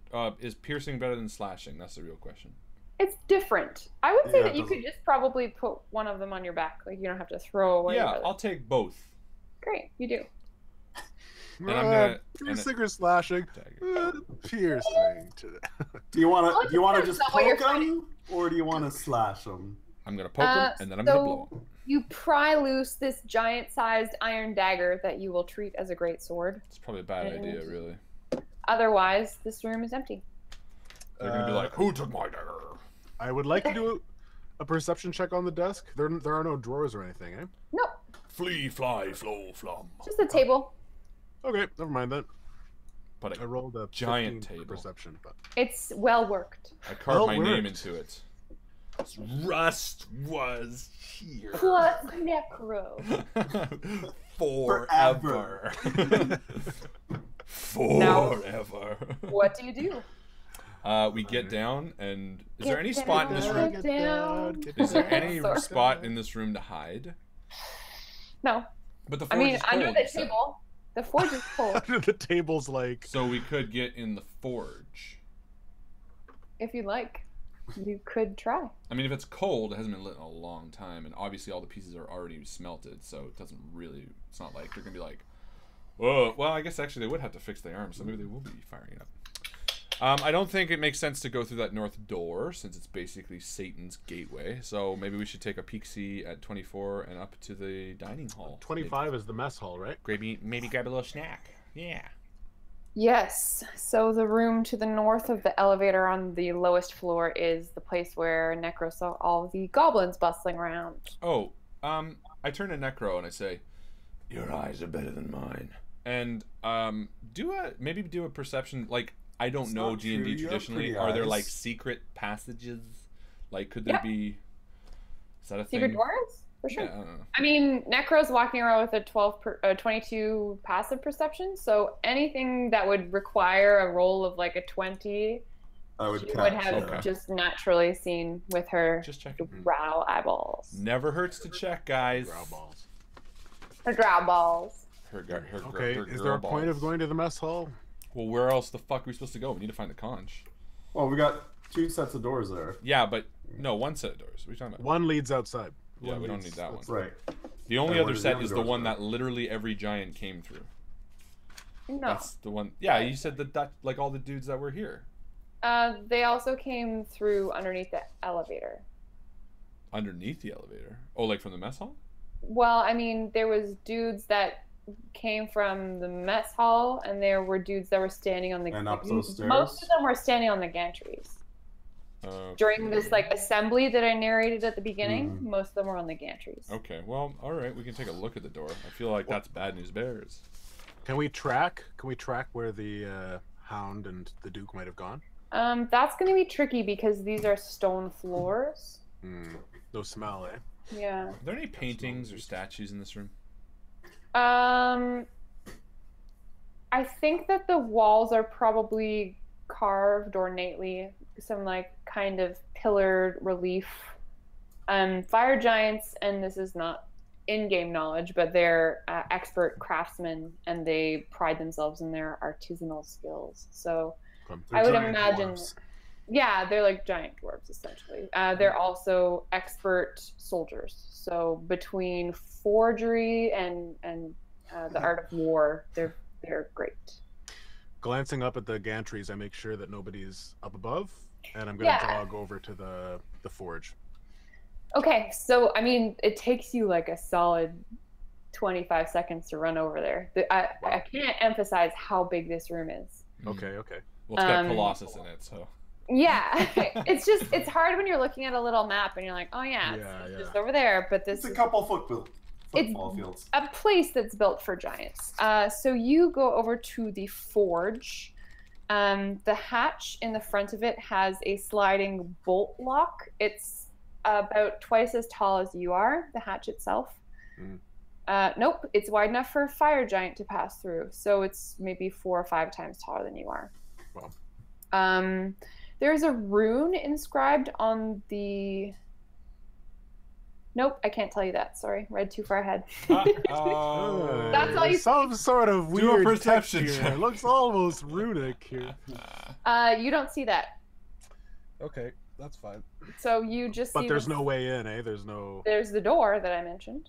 The hatch that has a sliding bolt lock, but it's 10 feet, 15 feet above the ground, so you would need a boost to... Or the rope. Open the hatch. Yeah, or a rope. Yeah, I can use the rope. Yeah, I can just use the rope to yank it open like curtains. You can try. Yeah. Well, I don't Might know. take both of you strength-wise. Yeah, I'm Yeah. gonna head over too. Yeah. Yeah, you guys jog over. All right. Let's try to pull it open. Let's try to pull it open. With an 11. Yeah, someone 19. make a strength check, but do it with advantage because the other person's helping you. You Perfect. do the roll. I did a 19 and a 16 plus 8, so 24. 27. 24. 19 plus 8. 16 plus 8. Oh no, the 19 was 11 plus 8. Ah. It's going to be 24. Yeah. So there's a loud clang as the bolt lock opens and the opening in the forge creaks open. Might have been a bad idea. Yes, well, now we get to see what's inside. Yeah, quickly take a peek inside. Inscribed on the floor of the forge is a rune. No way. A giant rune. So, like, if we could read giant, we could do it, or you're saying it's an extra large rune? If you can read. An extra large giant. Actually, giant. both of you can speak giant, right? Yeah. So you... Yeah, I can. Yeah, read. No, the runes. That's interesting because not all giants can read these runes, so I don't know that they're necessarily just taught to everyone who knows giant. Do you know what I mean? If you want to make an yeah, or a history check, you can do either of those. All right, I'm gonna cast guidance on myself Mhm. and Nice. go ahead and roll this. Oh God, I got a 7. Oh, God. I got a 19, Okay. which would actually equal 18. You know that this is the Ild rune, and it is for fire. No way. As we stand inside, I will not announce that word. You also, was that an Arcana check or a history check? I did Arcana. Great. You recognize that this forge is some kind of magical artifact. All right. I don't share that. No, I'm just kidding. Why would you? And I start working over towards 24, I suppose. Okay, so you are working over towards the base of the elevator. Yeah, I feel like going through the doors up there without again, checking 25 is a bad idea, but... The rules for opening doors, these are giant size. The handles are 10 feet above the floor. You're going to have to succeed on having someone opening the latch and then also someone pushing the doors. So it's going to be at least a 3-person job for sure to do any door opening. Yeah, okay. Or a tiny spider can crawl underneath, as we have ascertained from... Oh, right, because we've rested. Yes, we have. Oh, my goodness. Well, then maybe you should be scouting. All right, let's do that. Let me do, because I would cast Long Strider again, or Pass Without Trace. As a spider, or... Well, I cast it first, and then... I just mean it's less important for you to cast that spell if you are wild shaping into a spider, because I would say the size differential, a spider to a giant is so hard to see. Yeah, I guess I was doing it game mechanics wise, because a spider, as a spider, I had the same stealth check. No, but I would be But giving you're saying because of the eyes, yeah. I would be giving you advantage to your stealth roll and the giant's disadvantage to see you, and even if they saw you, they would just see a spider. Right. Yeah. Okay. Well, let's do that then. Where do you want me to go? Through the north doors, I think. Sure. All right. Well, let's take the 18 instead of the 1 and make that a 24. Okay, so I assume that you walk up to the doors before you do your wild shape, because otherwise you would be spending a very long time crossing. I just pick them up and I throw them. And I just change back because there's my half an hour gone. Spider attack! And as Necro crawls underneath these giant stone doors, I think we should stop for the mid-game pose. That's right, ladies and gentlemen. It's that part of the show where we stop the action and we jump over to the Facebook page, Facebook group I should say, where we ask you a question about tonight's game. What's the question tonight, Joe? This is going to be a question that will require you to have been paying attention just moments ago. I would like to know the name of the rune. Not the English name, no. The giant name. That was inside of the forge. That's right, ladies and gentlemen. So, if you're watching only a few minutes ago, you'll know the answer to this, probably. What was the name of the rune in the forge? I'm posting it now to the Facebook group. Go ahead and answer. If you answer this correctly, you have a chance to win a little bit of XP. And remember, you can spend that XP during tonight's game to hopefully help or hinder. It's 1 XP to alter the environment, which again can help or hinder. Please make it help. You can also spend 2 XP to, 3 XP to bonus or hinder logistically, which would be in this case giving an advantage die or a disadvantage die to us on a roll. That might help. So those are ways you can spend. So go ahead, get out there and do it. Post is up now. Everybody having fun tonight?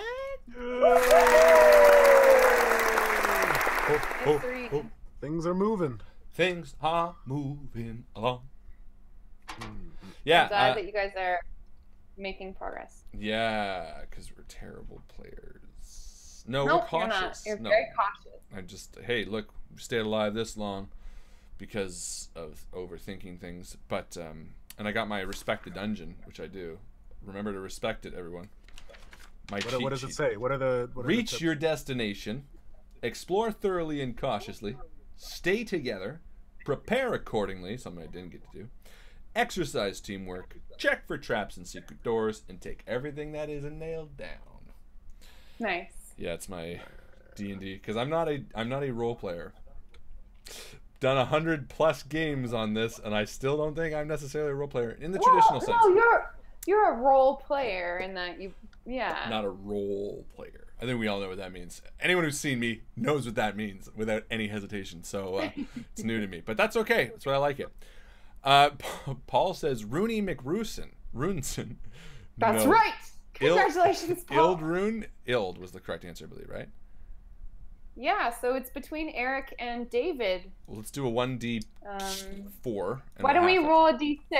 Oh, whatever. I was going to say whoever gets a odd number versus even number. Same principle. 1, 2, Eric. 3, 4 goes to the other one, which was David Johns. Well done, David Johns. Good job, David. You in my everlasting love, devotion, care, and 1 XP. Well done, my friend. These first 2 things are transferable for XP as well. Everybody's back already. And thank you again, Zia, for interacting with us in the game. That was really fun. Got to make that gauntlet fall down. Yes, Zia, well done. You get a Let's Go Law and Order. We need more games like that. And like that. They're really cheesy. There's going to be a lot of these going on next week during whatever the fuck that game's called. So obnoxious. Super obnoxious. That's pretty much what we do here on the stream. It's how we roll. Get obnoxious. Oh, that's going to be really prominent too. Yeah. All right, without further ado, Fraulein, let's go to the game. Yeah. Yeah. We will go to the game. Auf Wiedersehen. Auf Wiedersehen, Fraulein. Ja, hallo, Game. Ja. Hallo. Oh my god, okay, enough. Ja. Guten Tag, Game. Da. Achte, lieber Augustin, ja? Wo ist das Gamer, ja? Weiner. Weihnachten. Es wird runterskaden. Ja, Throwback to The Strange, man. That was a good game. Anyway, back to Joe. Let's go.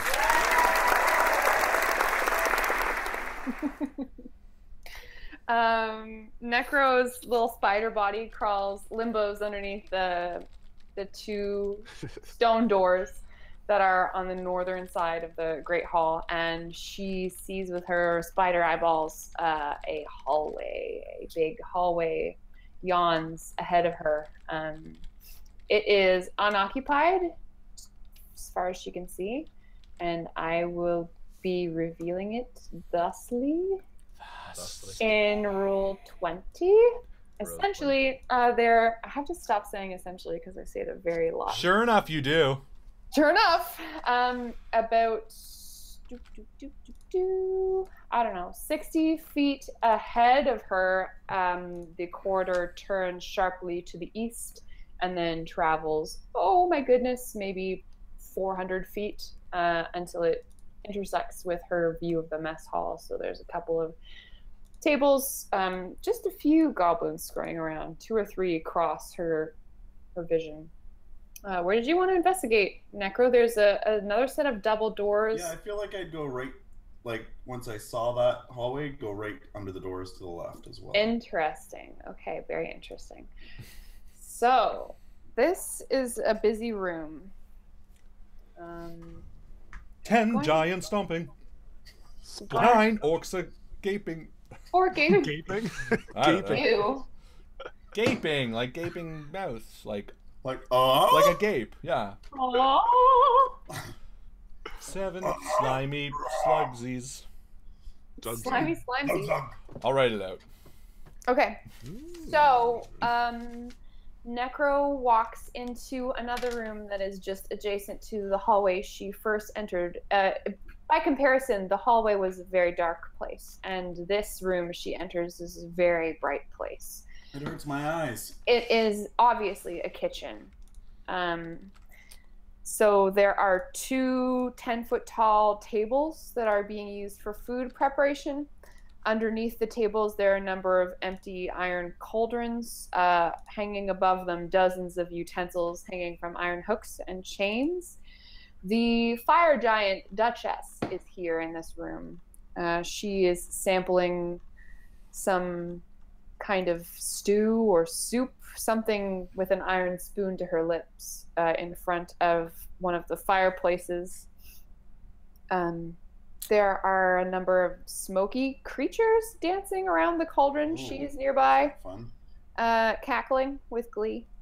There are some ogres with grease-stained leather aprons on that are standing next to the tables, chopping vegetables and meat carcasses of, I don't know, they look, well, you can't really see because you're very, very small and they're very, very high tables. There are a lot of goblins running around performing chores and then kind of sitting in one of the corners of the room trying to keep out of the way is the Duke Zalto. He seems to have been recently reprimanded and is peeling potatoes.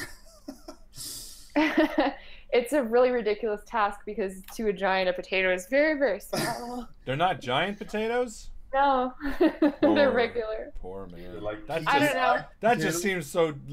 What? Who's peeling these potatoes? And why? No, I am he's so doing- frustrated he's by like this a- revelation. He's like pulling the feathers off of like ostrich-sized birds or something. He's doing some kind of kitchen Instead of task. potatoes. I don't know, dude. Because I was going to go on a whole potato rant. Well, this is going to sit with me. I'm going to cut you off right here. We don't No, have it's time for that. I'll just mute myself. It's okay. No. So essentially, I know that he's keeping the camera on himself so that he can, yeah, it's very funny, Harlan. I was not keeping the camera on myself at all. I wanted to be minimal. Moving right along. The Duchess.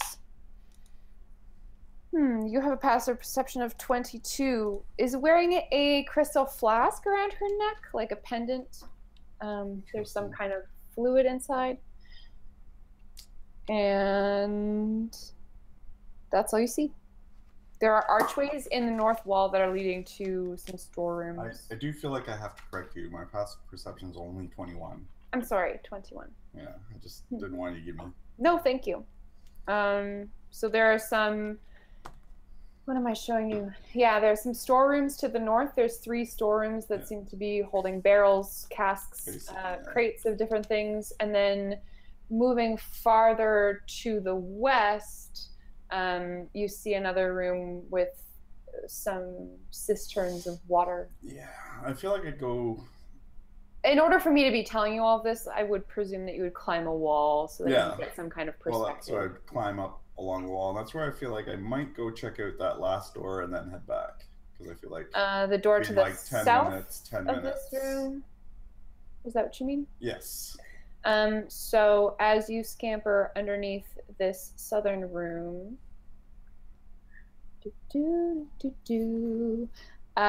it's a storeroom. There's a basalt pillar supporting the ceiling. There are wooden crates and barrels. You smell with your spider nose that you totally definitely have. Food, water, rock salt, ale. I don't know how you smell water. Water's probably got a smell, right? It would smell fresh down there because everything else would be dank. There's a wooden chest on the east wall. Conch. Not even close, but sure. I shook my head, okay? That's all I'm giving you. And then I would head back. Great. So you scamper back. You dodge in between goblin feet. Roughly half an hour. All right. So when you return, your oh no, you did a long rest or short rest. Never mind. I was gonna say your thingy would have worn off, but it's already gone. Yes. You tell your friends you found the Duke. You have not found the hounds. So the Duke is in there peeling ostriches. Peeling ostrich potatoes. Did you go up the stairs? Where did they lead? Stairs lead up to 15. Yeah, but we didn't see Oh, I'm sorry. Yes, so I forgot to mention that there's a staircase on the eastern wall that leads up. So that stairwell would have been the biggest thing. Can you do another one or your little creature thing, or is it only one? I could do one more. Sure. I think we should save it. I mean, we can get into that mess hall from 24. We can't, though. Yeah, we can. How? From 24, we could go down to where the elevator is, and then go north, and then we can get into the mess hall, not the kitchen. Oh, yeah, but see... Oh, okay, I see what you're saying. So maybe there's another set of stairs? Might be. I don't know. Well, we can see what the mess hall looks like. Now, do we hear goblins clanging around in there, or... You don't, but Necro did. She saw some goblins. Okay. Well, I mean, we can take out some goblins. I know a few of them are gone to look for the escapees. Here's my thinking. Conch.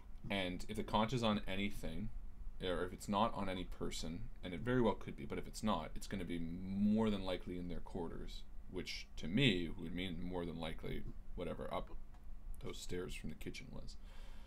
Because we don't have visual on that side of the room. The older maps only revealed sort of the workman's floor. It didn't show what was north. So it looked like they were... the map for level 2. Correct. It looked like they were preparing for a meal, eh? Mm-hmm. Well, I mean, here's an idea. Wait till night. And I stick my... I take out a small sack that's filled with vials and some different herbs and stuff. And I say... I hand it to Necro. I say, well, we could poison them if there's a meal coming up. You can turn into... You can hold on to this, turn into a spider with it in your possession. Then... That wouldn't work? So when you beast shape, the caster, the druid, can either choose to have all of her belongings absorbed into her body, all of her armor, all of her items, etc., which then you just can't use them, or to have everything fall around her and she leaves her possessions where she goes. I see. No, yeah, so if she were to absorb it with her and then transform into a drow and then use her invisibility potion, then she could poison the food. That's totally possible. Here's what I'm thinking though, because poisoning is good. I mean, I'm sorry, where is this poison coming from? I have a poisoner's kit. Okay. I'm more thinking like no. The ratio for giant poisoning, it gets kind of messy. Yeah, that's true. But I like the idea. Because I think I said it. But what I do think is they're making dinner. Do you have the poisoner's kit, or do you have the proficiency with the kit? No, I have the kit for Student of War, which is a fighter trick. I get to choose one tool set that I'm proficient in, and then I get it as well, I think. Okay, so it will help you create poisons. I'm not sure if I have the ingredients for it. Yeah, we'll have to talk about that if it doesn't. We're not going to bother with poisons now. But here's what I am thinking. Okay, we snuck in at night.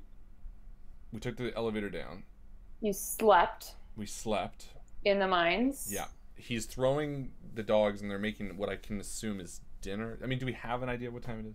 It's like past lunchtime, so they're probably started on dinner now. So I'm thinking... like giants sleep. They're basically just people, right? So there's got to be some sort of logic to a night shift here. And on this floor, I don't logic out the need. If the forge is cold and once they have their mess hall dinner, I can't imagine this room being really utilized overnight, not to mention everyone goes sleeping. I just think we wait till nightfall and then sort of slip in and start poking around a bit, because I can't see these being very active hallways. It seems like the majority of the forge that's like pumping is on the upper level, and that would probably run all night, but I can't imagine anything back here would. Do recall that a fire giant arrived with 14 hobgoblins and nearly killed your friend in the middle of the night. Mm-hmm. Yeah. They might work in the nighttime. They entered on the bottom floor. I see what you're saying. It's not to say that you're incorrect, but you have seen evidence of activity at night. That's all I wanted to remind you. Okay, no, that's a good point then. Okay, maybe not. Not that they would be preparing dinner at all hours of the day, or, you know what I mean? You could assume some kind of diurnal rhythm, but... Well, we could go into the mess hall and see where else that leads. Sure, let's just poke around there, at the very least. So let's head down to 24, and again, I'll stay back because I'm not stealthy. To the base of the elevator. Yeah. The three of you move back through the main hall where the Colossus is. Yeah. Is the forge touchdown on dirt? It doesn't specifically say. I will just say that it's directly onto the stone of this hall. So we can't hide under the elevator is what I'm saying. You said forge, but you meant elevator. I'm sorry. Did I? I meant elevator. Does the elevator touch directly on the ground? Okay. Yeah, and all around the perimeter of where the elevator would be resting, there are columns that support the iron gantry that's on level 2. Okay. So the elevator passes through the whole of floor 2, and there's a gantry that surrounds it. The gantry is supported by pillars that fall to the bottom and are secured on the ground floor. Okay. And the chains go down in the middle of the elevator? Sure. I don't know anything about elevator mechanics. What? Yeah. You didn't research the ins and outs of medieval elevators? I'll tell you guys later about something crazy I learned about elevators in hospitals. Yes. Oh, yeah. It's fascinating. Where they dump the bodies. Yeah. All right, well, I'd hang back and let one of the higher stealth checks peek around the edge, because it makes no sense for me to do it. Necro, that's you. The three of you go into the room, the bottom floor where the elevator comes down, and you hide kind of in the divot of the wall there before it becomes the mess hall. And Necro pokes her head around just to kind of observe what's going on in the mess hall. And her head's gone. She does. And I'm sorry? And her head falls off. Yep, and she dies. Shunk. I would hate but love one. I had a good run. I would, and he's dead. So good. Forever. I'd hate it, but I'd love it. Oh, there's stairs, so that must be stairs up at the far. I'm sorry? Sorry, to look like the stairs top at the left, it 25. looks like stairs. What do we see? That's not Yeah, that's just a doorway. Okay, guys. Okay. That's stairs. I got excited. So there are maybe 10 goblins or so here that are in the midst of climbing atop benches that are sized for giants in order to clear the tables that are sized for giants of the remnants of a lunchtime meal. Frantically, they are moving at a brisk pace. There are iron braziers in alcoves that dimly illuminate the hall. There are wall petitions that support the 50-foot high vaulted ceiling from which hang iron chandeliers. There are candles draped in cobwebs. The chains that are used to raise and lower these chandeliers are fastened to iron hooks that are mounted on the walls. Set into the north wall is a fireplace. The goblins scurry around with bronze dishware. There's a iron spit mounted above the fireplace that is idle right now and empty. And the goblins seem to be loading up a trolley that they are preparing to wheel down the hallway towards the kitchen. Oh, well, let's wait for them to do that. I concur. So as you wait, 3 goblins finish loading the trolley and head off down the hallway. So there's about 7 goblins left over hanging out. They are picking up scraps off of the floor. One of them gets like a mop from nowhere. Mopping. So what's the plan here? Do we try to sneak around them or do we take them out right now? Oh my god, a goblin with a mop is the cutest thing. I don't see them as being that big of a... like. They're not a big threat. Well, they're in the mess hall. I mean, they're not going to sleep here. No. But we want to get to that north area, at least see what's behind there. And same with the hallway to the east. Well, we've been doing fairly well with stealthing.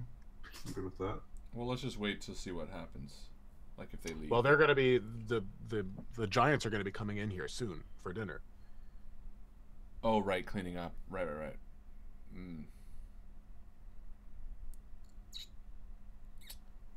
Well, if we kill 7 goblins, they're gonna know. Yeah, I know, up. that's the thing. Wait a minute. Nothing wrong here. You guys fucked up. We could always distract them. That's true, yeah, I can do that. Come over here! I can do a voice. You know giant. Oh, Yeah. hey! Fuck yeah, that's good. Do a giant language, be like, fuck off! Everyone get in the kitchen. Get in the kitchen and help. And then we run in and just... Yeah. You have heard the Duke's and the Duchess's voice. Perfect. So I'm going to cast Thaumaturgy. Let's see, but it's only 30 feet. It's a 30-foot spell. So you can make it sound like it's coming from 30 feet away from you? Yeah. Okay. Well, that's fine, because then you just have to sound like you're... Well, you don't have to sound like you're 30 feet away. You just... You literally do 0. You just got to hear it. Yeah, exactly. Yeah. Yeah, okay, so I will do it. I'll do it from here. I'll say, get to the kitchen.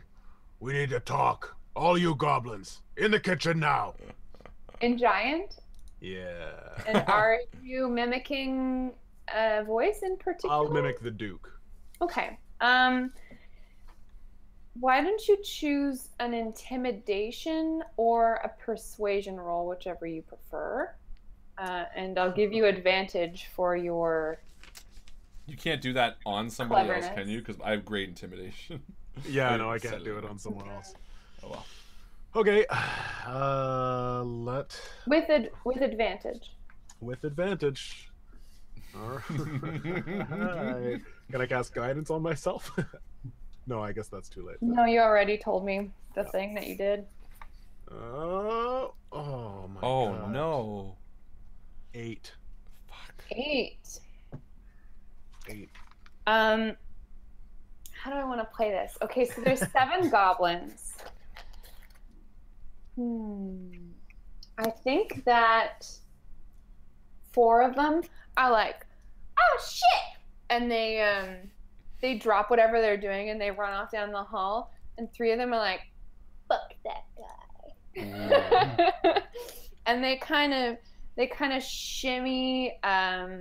They shimmy south, and they kind of hide underneath the table, and they find like some mashed potatoes and some like a drumstick on the ground, and they set up the little picnic for themselves, and they're like, "A fucking bitch, blah blah blah," and they're like talking smack about. Do any of you guys speak Goblin? No, Probably not.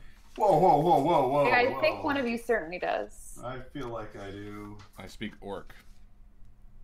And by that I mean I don't. Okay, so forget what I said, but you hear Goblin voices. And they're just like enjoying a little snack.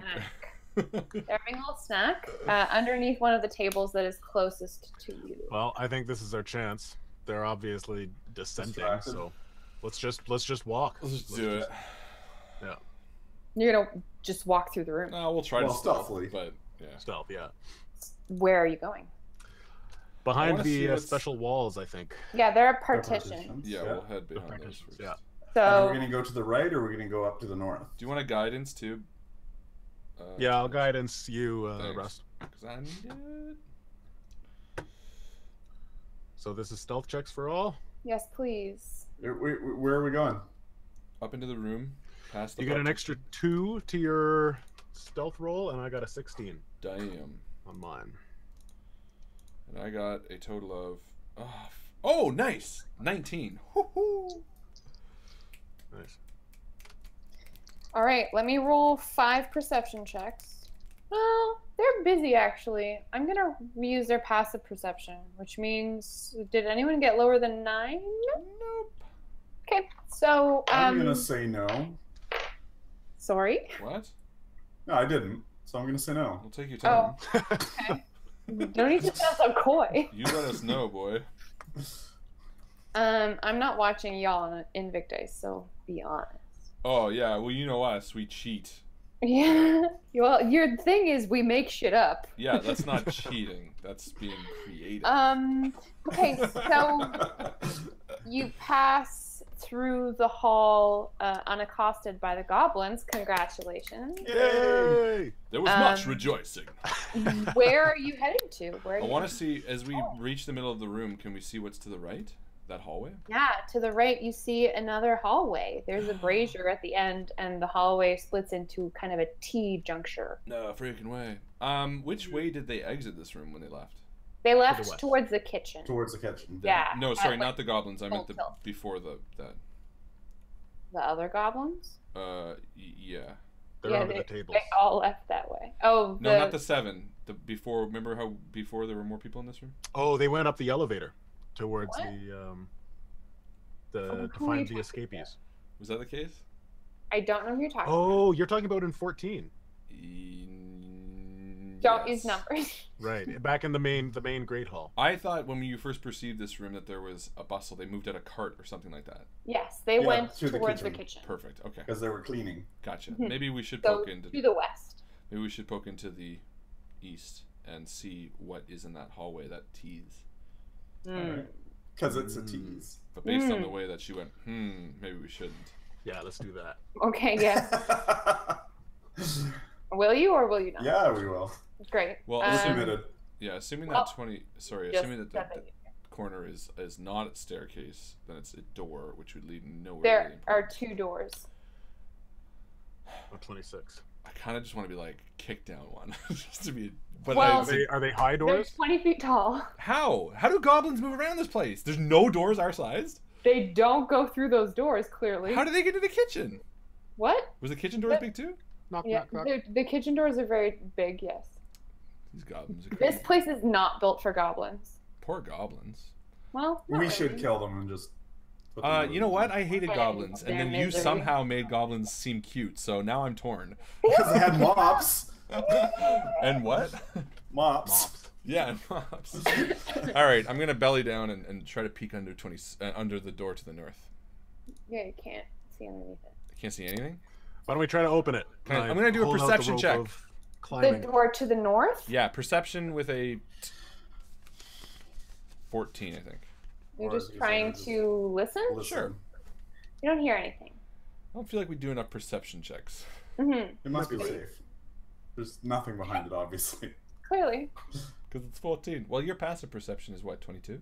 21? 21. So you don't hear anything, No. do you? No.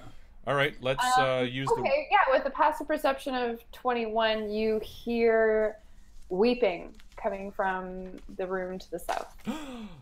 Yes, I go to the south. My forte, intimidating some crying woman. And indeed, it sounds like a female voice. Was the Duchess, she was in the living room, or the kitchen, right? Kitchen. Yeah. Duchess in the kitchen. All right. With lead pipe. Let's use the rope to swing around the little thing and open the door as much as we can. Is that what you want to do? That's what I want to do. Yeah. Sorry, that's what he wants to do. Yeah. So the handle is 9 feet above the floor. Perfect. Use your magical rope to catch the latch and pull. And then you need to roll an athletics check to open 19 athletics. the door. So you pull the door into the hallway and you reveal a room. No way. You A do. room? Room. Oh, cool. Who would have thought rooms? The end. This is so advanced. This is not just Dungeons and Dragons. This is advanced Dungeons and Dragons. Oh, D&D. Okay, so there's a room. Is there someone in the room No, crying? it's just a room. The beds are crying. Stab them. There are 2 iron-framed beds, upon which some kind of giant creature has flung herself and she's weeping. Why doesn't everyone roll a stealth check for me? Yeah, this is like Because totally we like just opened the door very stealthily. this is totally like the teenage daughter who's like, "You just don't understand me." She's like throwing herself on the bed. She's got like a poster of like a giant beetles, but like they're like actually rocks. Giant Bieber. Oh man, there's so many jokes in there. There's just like, oh, You'll never guess what her name is. oh god, please let it be Zelda or something. 17. I did actually pretty well. 17. No, you failed. 12. Oh fuck, You seriously? super failed. With a 19. 17 super fail? Oh, he did with it. Yeah, because there are 2 hellhounds in this room. Oh fuck. No. And actually, your loud opening of this door also alerted this girl giant child. Okay. He Did we- raises her head You off. said of it the- opened to the hallway though, right? Mhm. So the minute it opens and we see a fucking hellhound, which would be pretty obvious, we slam it. Do you? Why not? I don't know. I mean, like, it seems kind of difficult because you're like. It would using... actually be easy because all we had to do is literally run into it, and like with all 3 of us, I'd be like, "Fucking shut it!" and all 3 of us would just push it. You do that? Yes, know why absolutely. She's crying? Yeah, let's find out. Guys. No, let's shut it. Well, But she you want can to just open open it it. anyway. Like, Yeah, she can, but it gives us like at least 15 seconds until she gets up and walks over to like run. Okay, just think for 1 second now. I'm not going to propose any alternates, but like, think Yeah. about the situation. I mean, we for a already just second. opened the door, and she looks up and sees us, and then we close the door and be like, Yeah, that's super Fuck suspicious. you! We have a chance to get some information here. Hold on, Yeah. she knew the door opened. She didn't see us necessarily. Yes, she absolutely did. All 3 of them saw you for sure. Fuck, So- fine. So They now we're all gonna try saw to role all play of a you. crying Yeah. giant and 2 hell. This is gonna suck. This is you, Rust. This Yeah, is right. you. Everyone raise your hands if you have over 1 fucking charisma. Exactly. Shit. We don't have to roleplay. No, games let's do it. anymore. You know what? It works well because I did sort of aid that dwarf lady, so maybe it sort of fits with Rust. Because he was sort of trying to be sympathetic with her. I feel like a little bit of him came out. You might get an advantage if you do good role playing. Yeah, fuck me. I'm not in the mood for that. All right. I mean, you don't have to. You can run away. No, I'm just you're right. asking if that's really what you want to do. Because No, when it's you... not. it's Okay. not what we want to do. I just wish I was like Brandy Jack or anyone else in the situation. Not Rust the fucking half-orc. All right. Why are you crying, child? No, what is So- your perception? What is your charisma? Doesn't matter. I'm doing it. It really does. It really does. Because we're gonna. It's like a stealth roll. I No. wouldn't do it. Why are you crying, child? You're not going to be like, okay, so everyone, who among us is the most comforting? While No, like a because giant Russ did is do looking it. at you. But Russ, logically, he did go there because of the crying woman, too. So the essentially- hellhound scared me. On one of these iron-bound beds, there's a young giant. You can see she's clearly adolescent. She's maybe half the size of her mother, you would presume, based on the color of her hair. And she looks at you. She's got like these bleary, gross eyes, and then kind of curled up beside Snot her. bubbles coming out. Yeah, on the bed, one of the hellhounds is like being like patiently petted, and the other one is just sitting beside her bed on the floor. And she looks up at the three of you, and the hellhounds kind of lay their ears back against their head, but they don't make a move towards the door. And the three of you are standing there. And Necro, you say, "Why are you crying, child?" And she goes, "Who are you?" I'm of Zerlerum. Ah. She wipes her eyes. She's like, well, finally, Father will stop talking about this fucking drow. And then she like, you know how when kids like first start to swear, she like Feels cool about it. Yeah. That's right. And she's like, swore. "Are you lost?" I'm here because my drow ears heard you cry, and it seems unlike such a noble creature. Okay. I want you to roll either deception, or is it deception in 5e? Pretty sure. Yep. It's not bluff, that's Pathfinder. Yeah. Yeah, roll deception for me, please. All right. Let's see what happens. With advantage, because she knows that name that you just dropped. All right. Well, let's do this as a 17. No, Okay. let's do it as a 16.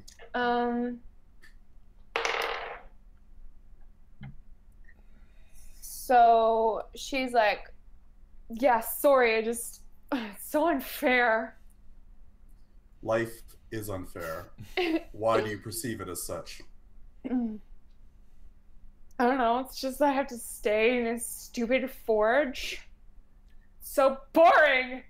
What do you want to do? See the world, you know? Whatever, you guys don't understand, obviously. You guys get to go wherever you want in the And Russ hears friggin' Underdark. Russ steps forward and he says, "I understand." And he shows, not that she would matter, but maybe the drow would. And he shows the mark on his chest, which is from the prison, Colligren prison, a prison that didn't allow anyone to see the world outside. "I spent many years behind bars, longing for the outside world. You feel trapped here, do you not?" I hate Russ's voice. Yeah. Yeah, of course. And he says, "I felt trapped for a long time too." And he begins sort of taking a tentative step towards the bed. Yeah, she sits up and she like fusses with her hair for a little bit, and one of the dogs kind of like makes to like jump off the bed with like a snarling face, and she just kind of like bats it to the side to keep it from fucking with you. And that's when you notice entering the room that there are two female hobgoblins also in here. They are dressed kind of weird for Like hobgoblins. toys? No, they're dressed up like French maids. yeah, like kind of like maids, like primly almost. And they just seem really, really bored out of their minds. I feel like she uses these as like her Barbies. She's like, "Mom, Dad, can I play with two of the hobgoblins?" And I want to roll animal handling on the hound, not to do anything other than maybe try to hold out like a calloused hand to maybe get it. Here's my thinking. You rolled a 20 earlier. These are not animals. Oh, are they? These are demons. Oh, okay, never mind then. I don't know. I was thinking like maybe if they were like used to us, if later on, they wouldn't like attack. But anyway, Nah. so so he walks over and he's like, continues on his sort of, "Freedom is something that must sometimes be taken, earned, driven out. if you do not feel like you want to be here, you should escape. She's like, whatever, it's easy for you to say. Your prison was probably this big. My prison, he gets a little heated, was the most vile place in existence. But there's a door just out there. It requires only a few words and a staff. What staff was that? And where is it kept? Like a staff? Or whatever it was, like the wand. I describe it in the You list. mean the doors to like the lawn? To freedom, yes. Yeah, whatever. It's like something command thee or whatever. Yeah. Is it just that's all that needs to be said? Well, you have to be a fire giant. Of course, of course. Why not then leave through the front door? Your father, Zoltar, and your mother, the Duchess, can't do anything if you just simply leave. Zoltar. Zolto. She stops and she considers your idea for a minute, and she's like, oh, there's like the whole thing about like giants ruling. I mean, like, obviously you guys know all about the whole Vonedad or whatever the shit keeps talking about. It's like blah blah blah blah blah blah, gonna take the small folk and blah blah blah the all father. And Russ is like, yeah. And he says, of course, but there is another way if you were interested. Well, I don't think my parents would just let me leave. No, And they yet- won't let you. There's a conch. You've seen the conch, of course. No, I don't know what you're talking about. All right. What do you mean? What conch? What are you talking about? There's something that your parents are building out there, and they're looking to get the Colossus, the Voltron, what's it called? No, you got it. Voltron? Vonedad. The Vonedad out. And the conch is the secret to that, and I think your father has it. I thought perhaps you had seen it, but we could always grab the conch for you, if you maybe know where he would keep it. Because certainly you're no one's prisoner. No, of course. You are a noble giant, soon to rule And the surface world. owning the conch would mean you could escape this place without ever having to tell your parents at all. You could leave in the blink of an eye. Yeah, but I don't even know where that would be. So You don't know where your dad would keep something secret and something powerful? probably in his room. Haven't you gone? I don't know. Are you trying to like rob me? No, of course not. We came here because we heard that you were upset. We wanted to listen. Sometimes it feels like no one listens. Don't you feel that way? She like looks at you for a second. Roll deception. Deception? I'm being legit. Yeah. Rust cares. Well, you didn't. Well, He cared about that little dwarf girl too. yeah, I guess. He's a sweetheart. I mean, you are trying to rob her. No, what I was hoping is just to get the location and To say, here, we will get you the conch. You just tell us where it is, and then you have your freedom. Yeah, she told you she doesn't know where it is. yeah. Well, I just had to do a Hail Mary. A natural 20. Nicely done. Shit. She's like, listen. Best friends. That's Blood pack. Can we be buddies? Pinky swear. And her pinky's like The size as of big me? as your forearm. Oh. She's a little giant. Right. She's like, okay, so, and she turns around and looks at the handmaid and she's like, you guys shut up. And they haven't said anything. She sounds like a keeper. Yeah, she's great. She's like, okay, I have a plan. So, you guys are gonna pretend that I'm your prisoner, okay?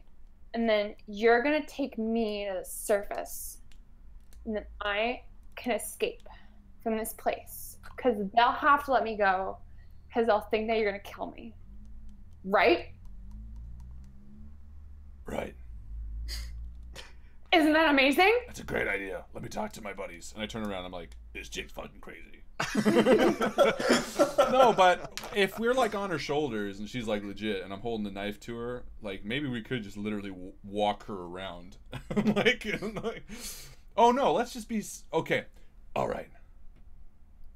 I still have to talk to them. And I go back to it and say, Like, oh my god. maybe she can like hide us and in her pocket and like go into Dad's room and like. She's grab it. only 10 feet tall. So she's like She's 3 11 feet taller. feet tall. Okay, so she's She's like 11 4 feet feet tall. taller than me, so she's not that big. But she can open doors. Definitely. Maybe we can use her to get the conch and just be like, I don't know how, but maybe we can use her to get it and then we can leave. Like that's Just sort of hang the out deal. here until she gets it. Well, I don't know. I'm thinking like if that's the deal, like okay, yes, we'll get you out of here, exactly as you described. You need to get the conch that was stolen from us or whatever. Or maybe look, she hates Daddy. Maybe we say, yeah, we're gonna steal it from him, but he's gonna be so pissed. And then she brings it back to us, and then we walk out the front door. She's a fire giant, so she could say it. Yep. I mean, it's a bad idea, but it's not the worst idea. Yeah, could be Necro, thoughts? We're fucked. Not really, though. something So let's elaborate on this. So when we say we're taking her prisoner, where are we going? Like, Walk are we out the front door. Like, are we just walking right out the front door if we happen to run into someone? We're Then holding her we- hostage, basically. Yeah. She asked you to take her upstairs. Like up to So- the So yak? go To through the the fire- Yakko village. To the yak. That's yeah. a bad idea. Why wouldn't she want to go through the front door? Why The would she wanna go through the front idea door? that because if you're holding me hostage, I can't help you escape with me. I have to pretend that I like, oh, take me, and then my parents will be like, oh no, my daughter. It's like, Yeah, all right. Here's my thinking.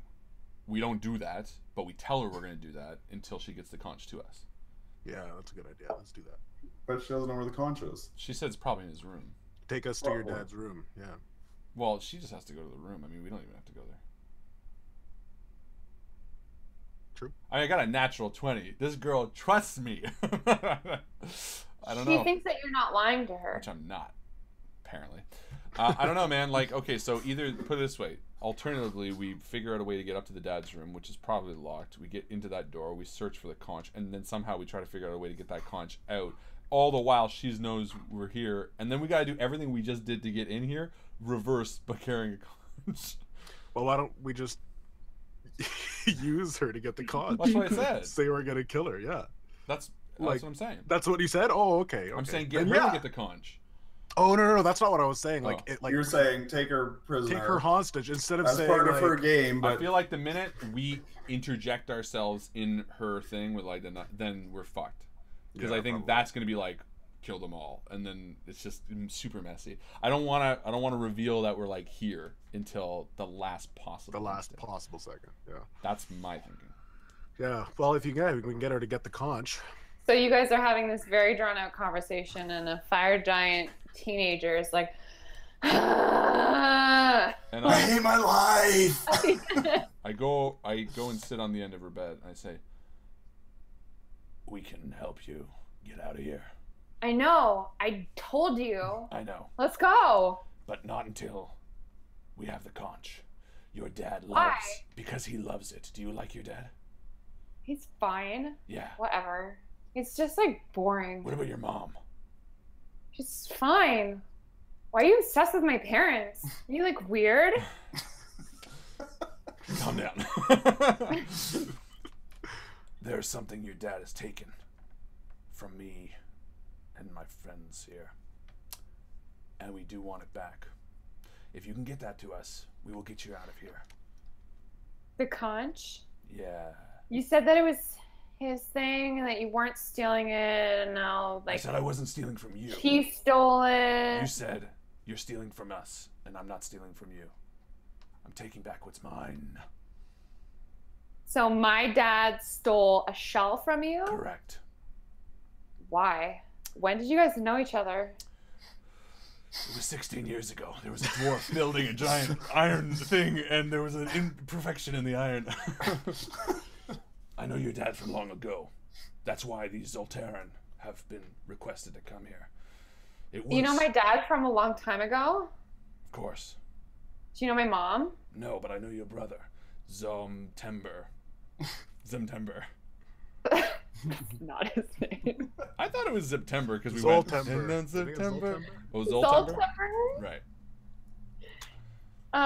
I mean, You know my dad from 16 years ago and you don't know my mom? I wasn't privileged to speak with your mother at that time. They weren't. But he probably that. talked about her, right? Of course, I'm aware of her ins and outs, the black What's her dragon name? skin coat that she wears. Oh, I don't think I wrote it down. He didn't say her name, unfortunately, but he talked about He the just lovely, said, like... my wife, the Duchess, Uh-huh. and the lovely pendant she wore around her neck, the liquid in the flask. Yeah? So you, like, saw her today? No, that's what he told me about her.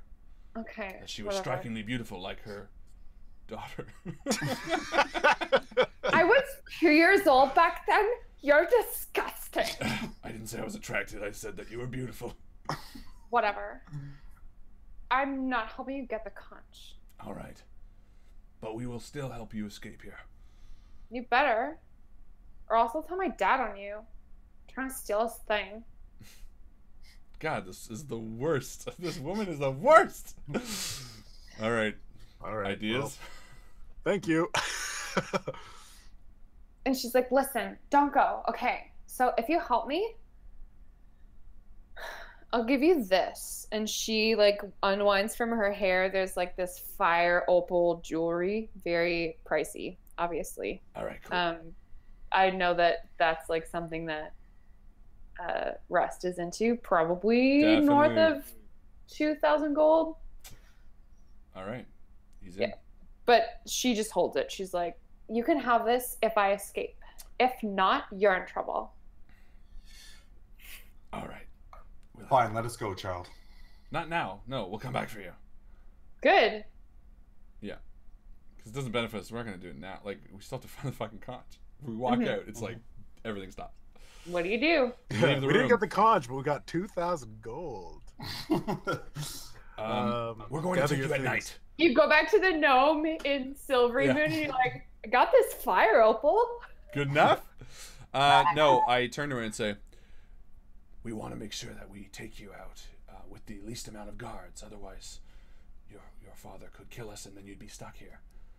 What time do your parents go to bed? What time do the least amount of goblins and all that patrol?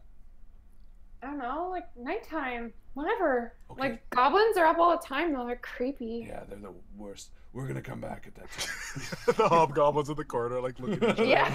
Shut Fuck up. my You life. still haven't said anything. What time do your parents go to bed? I don't know. Like, I don't pay attention. It's gross. Oh my Paying god. attention is gross. Okay. We're going to come back then. We're going to come back then. I don't know why Russ suddenly got all Batman-y wheezy. But we're going to come back then. And he climbs down from the bed and, like, fucking rolls his eyes harder than ever as he walks out past. And she rolls her eyes way harder than you because her eyes are like this big. And he does it even harder, so they bleed. God damn. And then the hobgoblins all roll their eyes. Yeah. And the dogs. All right. Dogs roll their eyes, probably. And then back in the hall, I turn to Ortho and I'm Necron. I'm like, is there any way that could have been handled differently? I can't. I think that's their bedroom. I think that's the parents' bedroom across the hall. You think? I don't know why not. All right, let's just go there then. Yeah, let's check it out. Yeah, so you guys use your magical rope situation. Might as and, well, yeah. Pull that open. Yep, roll an athletics check. Do your thing, Rust. I assist you. Yeah, it's good. 26. Totally. You open it, no problem. This is clearly the Dukes and Duchess's bedchamber. Fucking A. Just do this and Sweet. leave. Yeah. Perception. Let's find it. Let us perceive. So I will tell you all about it. There is an enormous bed with a frame made from crisscrossing iron sword blades welded together. Dangling above the bed are large chains and manacles, the purpose of which is known only to the Duke and the Duchess. Wizards of the Coast. That's weird. Kinky. A 15-foot diameter shield made from adult black dragon scales is displayed on the north wall behind the bed. An iron chandelier hangs from the ceiling over the center of the room near the foot of the bed. So there's a chain connected to the chandelier, snagged to a hook in the wall. Mounted above a 10-foot tall table, the top of which you cannot see. There are 2 giant-sized wardrobes that stand against the west wall. A giant barrel in the southeast corner rests in front of a burnished full-length mirror.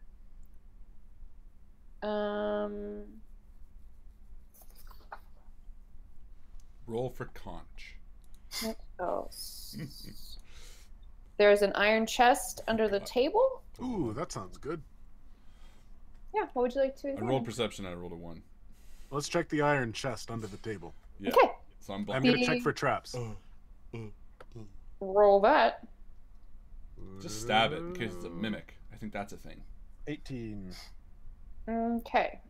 So I will tell you the iron chest is 9 feet long, 6 feet tall, and 6 feet wide. You kick it, it probably weighs about 600 pounds. Approximately. We open it. You notice that there is a combination lock built into it. 3 digits.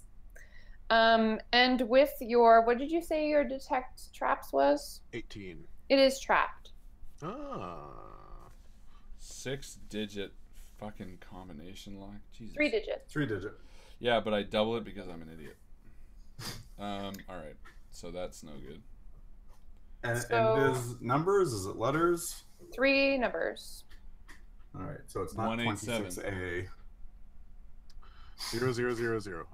0, 0, 0. 1, 2, 0, 3, 0, 4. 1. Are you 0, 0, trying 0, 0, anything? That's the and kind of trying- combination an idiot puts on his luggage. Like, are you trying numbers and trying to open the No, thing? no, not if No, it's no. trapped. Yeah. Is So- it made of wood? It's made of iron. Sorry, you're right. You did say that. Okay, does anyone have any potions? That would be like Potion cool. of invisibility, potion of... Pour it on the chest and see what's inside. I got it. Poisoners. Oh my god, imagine if that worked. Is this worth our time? um, Oh okay, man. I look, between the mattresses or whatever, like under pillows and shit. I mean, there's nothing really going on in the bed there, Okay. except, Right well... now. mhm. We can get the manacles. The Duke's wardrobe contains a very expensive-looking cloak that's made from a red dragon's scaly hide and wings. Oh, that sounds A fun. necklace of engraved gold plates draped over his shoulders. The Duchess's wardrobe contains a gown made of gold ingots and rings. There are items on top of the table you haven't investigated. Oh, I let's check assume, those. yeah, you guys can just kind of clamber up together. There is a bejeweled obsidian hairbrush with wire bristles. These all have like gold piece numbers associated with them. I don't know if you're interested. A tinderbox made of ebony inlaid with flames, a hand mirror with gilded iron handle, a bronze jewelry chest that contains 6 giant-sized gold rings with gemstones set into them. Giant-sized gold rings. Assuming like these are a all giant crown size, for so we us? can't really take them. These are all giant-sized. So to give you an example, each giant-sized ring is worth 2,500 gold and weighs 25 pounds. Oh, so I could take a few of them. Yeah, if you feel like it. Yeah. I'm not going to right now, because I think our best bet right now is probably to find a spot in this room, if we can, like under the bed. Oh man, the 3 of you gonna like sleep in here? Well, I don't know. What the fuck else? We gotta hear her. I mean, we're not gonna be able to find the code by asking. Oh, and then, see if they open the chest Yeah, at the end of the night. that's my only thinking. Yeah, let's do that. Let's, wait under the bed. Stay in As we here. get crushed. Well, I'm sure it's not like, It's not The right on frame floor. is made of welded Iron swords. hard Yes. blades, but Yeah.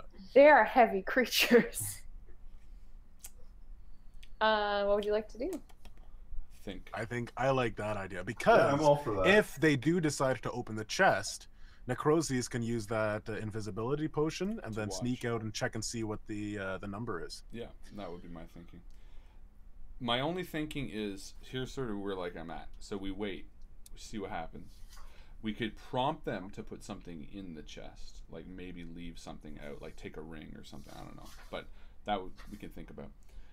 But once it's opened, I'm thinking we then figure out a way to draw them out of the room and grab it and then leave right away and not wait till morning. Can do that kid's gonna wake up. And be like, thaumaturgy. Just another sound. something like that. I don't know, man. Are there no hellhound sleeping baskets in this room? Not in here. Fuck. How the hell do it. this? Let's do it. Are we gonna be doing like stealth checks while we're lying there? Probably. It depends if you're gonna try to do anything. If you guys are No, just laying literally underneath gonna lie it, there. no, I'm not gonna make you do anything. I think we should do it. Sure. Yeah. Does it seem like a stupid, like, again, and this is just a theater of the mind thing, like, I'm picturing, like, a bed, maybe, like, the sheets even draped over a bit, like, or is this, like, the minute you walk in, you'd see our feet? It's a giant-sized bed. Yeah, These are that's creatures weird. that are 20 feet tall. Yeah, so logically, we could It's fit under pretty huge. Okay. Yeah.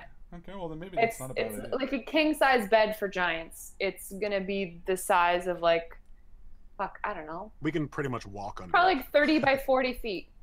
Okay. Well, how big is it in the picture? It's not that big. Oh. 20 by, Is it in the I didn't picture? see the picture. 20 by 30. Oh, yeah, that's not that big. It's still very big. I'm sorry, I meant... Bigger than my bed. It's bigger than my head. Mhm. Okay, Mine's so we're tiny bed. banking on the Tiny. conch being in the drawer or the chest, chest, and the chest. only way we can get the combination to the chest, I guess we could brute force it, but that sounds risky, is to listen. So yeah, let's climb under the bed. I feel like this is So the three of you climb underneath this bed and wait for the Duke and Duchess to enter their bedchamber together. long Yeah. rest. Yeah. Long Um, rest. He would You could actually. You know what? definitely- He could spider out even. You know. yeah. You can definitely spend a long rest under here. I will say the Duke and Duchess come in, disrobe, engage in a lot of interesting sexual activity Fuck that yeah. educates you a lot just based on like the shadows in the room and the noises that they're making.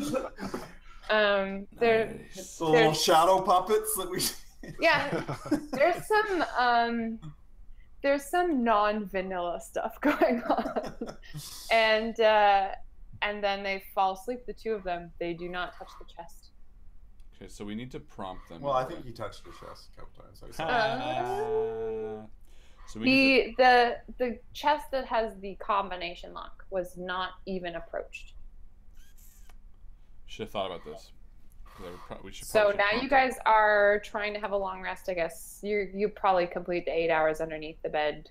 I would assume just to get the mechanical benefit, or are you gonna stealth out and try to? No, do we'll wait because there's no real punishment. But I want to And, think. and I was gonna say, I don't think we risk Russ snoring. Well, you don't actually have to sleep to gain the benefit of the 8 hours rest. You do just have to do nothing for 8 hours. So you can like keep poking awake. The two of you actually are just meditating. So I'd just be like, oh my God, I anytime hate my life. I get the girl now. anytime that Russ starts to snore, you can just like poke him Double. in the face. Mm. So the two of them rouse in the morning. They probably go at it again, and they get dressed for the day. And I'm gonna cast thaumaturgy. Okay. Inside the chest. Good Mhm. call. There you go. Something Just trying to like a think of something. clinkling sound. Chinkling, kink, kink. Oh, interesting. Like a breaking sound. That's good. Before That they was- leave. Yeah. I was racking my Cool. brain. I'm like, we got to get the daughter to ask about the. I conch. really like that. That's Justin, I'm very going to award you inspiration for that. Ah. Whoa. So you can use that on any roll from here on out that is a d20 roll. Nice. Before you roll the d20, you can say I'm going to use my inspiration, Nice. and you can have advantage on that. Or if you have disadvantage, you can just have a normal roll. Beautiful. All That's right. good. Nice. Very well cool. played. Inspired. Yeah, I will say that the size of a fire giant crouching down in front of a chest obscures your view as the three of you are What? underneath. Then I drink the potion of invisibility and get into a better spot. How long does it take you to turn into a spider? No, I don't want to do spider. I'll just go invisible. Okay. All right. So as the Duke crouches in front of, he walks over, strides over to this chest and crouches. You reach through your belongings and drink this potion. No, because I had it ready because Okay. we knew we were doing this. Totally. So you become invisible. Yeah. And your idea is that you will cross the room invisibly and crouch beside... No, not crouch, just get into a position where I can see what the combo is. Okay. Roll the most important stealth check of your life. That's why I was saying you should have just done a 19 plus Hey. 6. So sounds like 27-ish. Nice. nice. Does it? 25? I don't know. This is important. Please calculate it exactly. Math is one of those reasons I'm in retail and read. Oh, but you're still invisible. Yeah, 25. Oh, but what does invisibility do? Yeah. Oh, it gives you advantage. You know... Okay. No, you don't even need to reroll because they just barely failed. So even if you got something better, it doesn't matter. Right. Interesting. Very interesting. So the Duchess is like, the fuck is that? And the Duke walks over and he keys in the combination. You see it. You see it as it's happening. The number is 727. Was gonna be my first guess. And he opens it, kind of paws through something that you can't really see. It's like, fucking rats in here. Gotta get the goblins to come in and do a thorough cleaning. And closes the lid, paws through the combination so that it all goes to jumblies. And then the two giants walk away. They open the doors and stride out Let's do into it. the darkness. All right. So, did he do anything about a trap? What was on there? Was there He anything? did not. Probably won't need it if you've got the right combination. Gotcha. Okay, so let's do it. Let's just do it. We get out, put 727 in, and we open it. Na na na na. If the chest is open without using the combination, blah blah blah.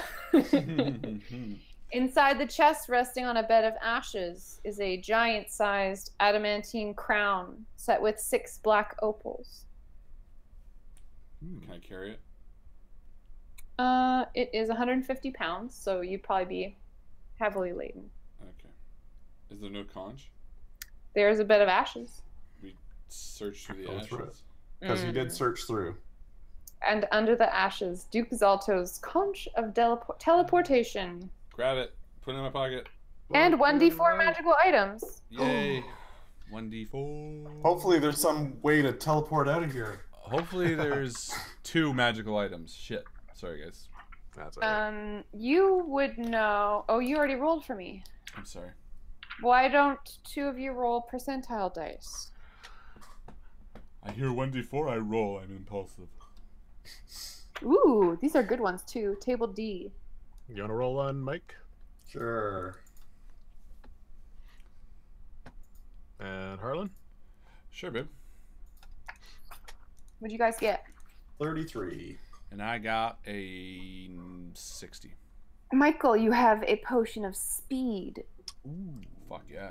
Let's get the Oh, fuck out. actually, it tells you to roll on table F once. So this will be a Wand of the War Mage +1. Wand of the think that War does. Mage. Y'all can Google it. It'll come right up. Wand of the War Mage. Could be important. And I got a 60.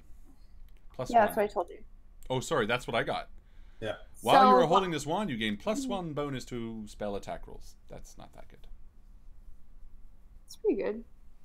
Well, If we had someone that Spell could attack. use spell attacks. yeah. I can use spell What was attack. the other thing you said? Potion of speed or something? So it'll make so- you faster. So you find those 2 items. You find the conch. You find a crown. And as you are sifting through this giant-sized chest, there's about 8 goblins that come through the door with brooms and keys and rat-catching equipment. Like that? They see us? Yeah, they totally see you, Fuck. and they're like, and then they run back out the door. Okay, can we figure out how to get this conch working? How many were there? 8. 8 goblins. Okay, so the ones that farthest, like closest to the door, I'm going to quickly cast hold person. Hmm. So that they get How does that work? stuck. Nice. I don't know. Let's see. They get to do a wisdom save. How many targets? I can do up to 3. Great. DC Is 14. an 11 hit? Nope. So you hold 3 of them. Yeah, so the 3 like close to the door, so the other one's like run into them. So 5 of them, one of them spills like a bucket of mop water on the ground, and yeah, there's a little bit of commotion. They're trying to get out of. It's like a 20-foot wide doorway, so they just kind of turn around and smack into their friends. And I run and grab the other 3. 5. 5. Would you like to enter initiative, or would you like to let them run away? We would like to enter initiative. Yeah, let's enter I'd initiative. like to try to Let's cast again. roll for initiative. Yeah, let's do it. Motherfuckers! It's about time, guys. Actually, I pre-rolled a bunch of shit. Okay. 17. Hold up. What do you add to initiative again? Add your dex. So 0. So 19.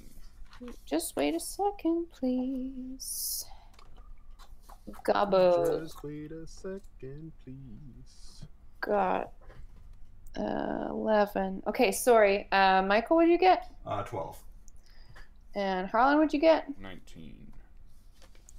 And Justin, what'd you get? 17. Okay, rest first. What do you do? 5 goblins are looking like they're about to try to make a run for it. How big are goblins? Are they like little?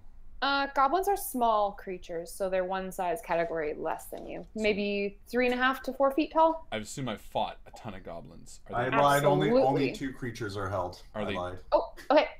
they difficult creatures to kill?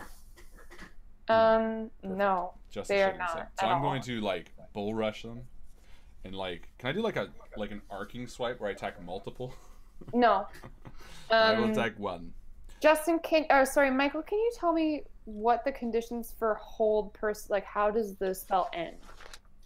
Is it just a time limit or? They get extra save at the end of each turn. Will save. Okay. Can I toss like something in my pack? Don't I have like oil or something? In order to get something out of your backpack that you're not holding, that's an action. Oh, okay, never mind then. Yeah, I'll run up and attack them. So how many are not held then? There's 6 that are going to be running away. Okay, so I will run up to the farthest one. How far away did you say they were? I mean, let me look at this map just to get a rough idea. Well, I can move 40 speed, so It's less than 4. 10, 20, they're about 30 feet away from you. Okay, so I'm going to move up to the farthest one. Yeah, I mean, they're all kind of clustered around in a square. And I will shut the door. Run to the door Okay. and shut it. So you're going to have to use a athletics check. Perfect. I feel like that's the smartest thing, right, guys? Yeah, I agree. I think that's good. I think they're double doors. Nope. 9 plus 8, so 16. No. Very 17. clever. 17. Yeah, you do. You. They pull though. We determined that they pull into. Then I'd go on the The outside hallway, and push yes. You're gonna have to use more than your maximum movement, which would mean that you can't interact with an object. in. That's okay. Oh, Well, You can just stand in block front of the door. doorway. Yeah, so you can get around the side of the goblins. who and kind of has? Why stand on would have the rope? Who had? No, I think I have the rope, don't I? Justin has the rope. No, he was pulling it when we opened it.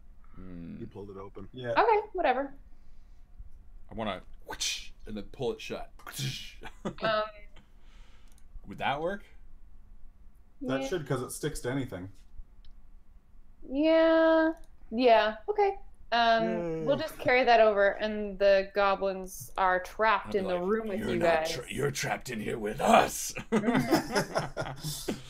Great. So that's your turn. That's Good fine. job, Russ. That was an excellent turn. Actually, you get inspiration too for that. That was very clever. Thanks. Ortho, is your turn. All right. So, obviously, not taking this fight too seriously, I casually take my sword out of from my back and I step up to the closest two goblins that are distracted, fumbling, trying to get to the door, and I just start swinging. Great. So make an attack roll against the goblin. Okay. Goblin number 1.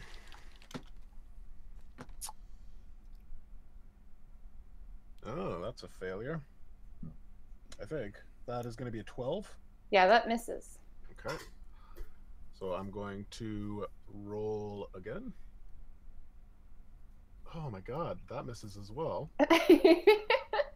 And I'm just going to stand there in front of both of them and just stare at them. Good. Intimidatingly. Very good. Necro, what would you like to do? They will get advantage on their saves, but I'm going to try to charm 3 of them and be like, you will work for me now. You work for me now. This is wisdom save again? It is. That's a nat 20, so that one of them is not affected. 9, one of them is affected. They don't work for you, they just regard you as a friend. They're not gonna be your servant. Yeah. So one of them is charmed. No, just one. Okay. One charmed. Lovely. And do you move at all? No, I'll say, please, come talk with me. Okay, so it is the goblins' turns. There are 5 that are actively looking to run away. There are 2 that are held in place, and 1 is charmed. So the 2 that are held are going to try to will their way out of being under your control, I guess, at the end of their turn, and neither of them succeeds, so they stay in place. They make very futile movements. Doesn't work. There were 2 that were within melee range of Ortho, so because they have nimble escape, they can take the disengage action as a bonus action on their turn. And they are both going to use their movement to scamper away from you. Can bonus actions be taken, for free? On your turn, yes. Oh. Yeah, so your second attack is a bonus action. Okay. I didn't know that. I would have entered my rage, because I do that as a bonus. Okay, so you can have... I'm going to close this door really angrily! Yeah, you can have closed your door and entered a rage. Okay, just because it saves me on damage Totally. And stuff, that's all. Okay. Yep, you can do that. So the 2 goblins that were interacting with Ortho are going to run over to the wardrobes, and they use their full movement to climb on top of them, and then they just start screaming. Oh no. Ditto the other 3 that are not engaged. They climb up on top of the 10-foot basalt table on the other side of the room, and then they start screaming. And then the guy who's charmed sidles up to Necro and is like, and, leans up on her and is like, talking about the room, basically. And it is Russ's turn. How many javelins can I throw? Just 1 per turn, or 1 per turn? How many attacks can you make? 2. So you can throw 2 javelins. Just checking. I don't know. I feel like if they're light, maybe it's whatever. And what do I roll if I'm trying to hit them? Is it still just strength? Yep. So you are rolling a d20 and you're adding your attack bonus. So that's your proficiency plus your strength because this is a thrown weapon. Then I'm going to try to get 2 closest to the door. 2 that are most likely possibly to be heard, which So, I'm still doubting. But can creatures scream when they're being held? Probably, right? Yeah. So they're all screaming, except for the guy who is charmed, who's trying to carry on a polite conversation with you in Goblin. All right, well. So there are 2 directly in front of the doors, and then there are 2 on top of one of the wardrobes, and there are 3 on top of the table that's on the top of the chest that you opened. Okay. Well, I'm gonna try to, and I'm gonna use savage attack.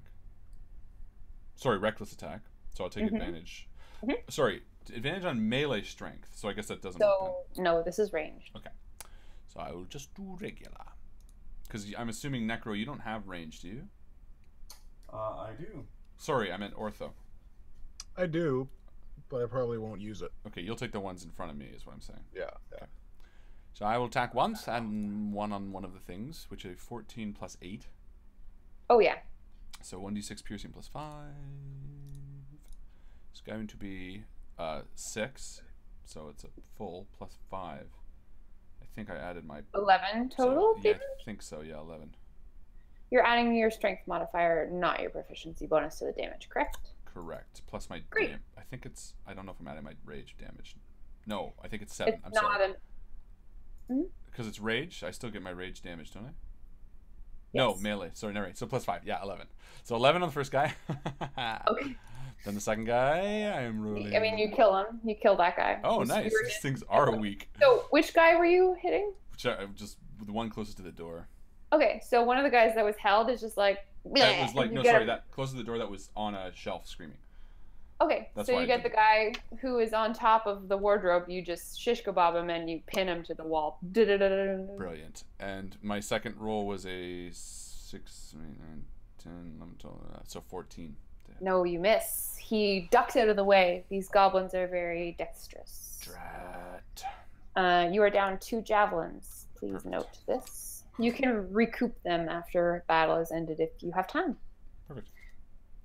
Next, it is Ortho's turn. All right. So I shake my head and step towards the 2 that are bound in place and hope that I have better luck with them. And Yeah, I feel like you have, they're incapacitated, right? How does held work? No, they're restrained, I'm sure. yeah. So you get advantage with your attack rolls. Beautiful. Okay. So that would be a 21. Yeah, it's like lopping the heads off daisies. Yeah. Lovely. And then Lovely. another 21. Oh, Yep. when they're held, they cannot move or speak. Oh, so they're not screaming. They're just... Yeah. That's only 3 screaming. Perfect. So first one, I'm going to do... First one is 12 damage. Yes, you murder it. Yeah, I was gonna say, any attack that hits it is a critical hit. Okay, good. Really? Yeah. So you crit both of them, which means double damage. Okay, so This is then this one... unnecessary. Yeah.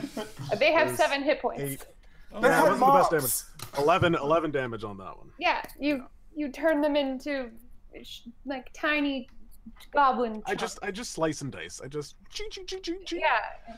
I didn't realize they were like so weak. That's Yeah, awesome. these are the little babies. That's why there's like 30 of them becomes intimidating, but Yeah. Cool. okay, so both of those held goblins are toast. Necro?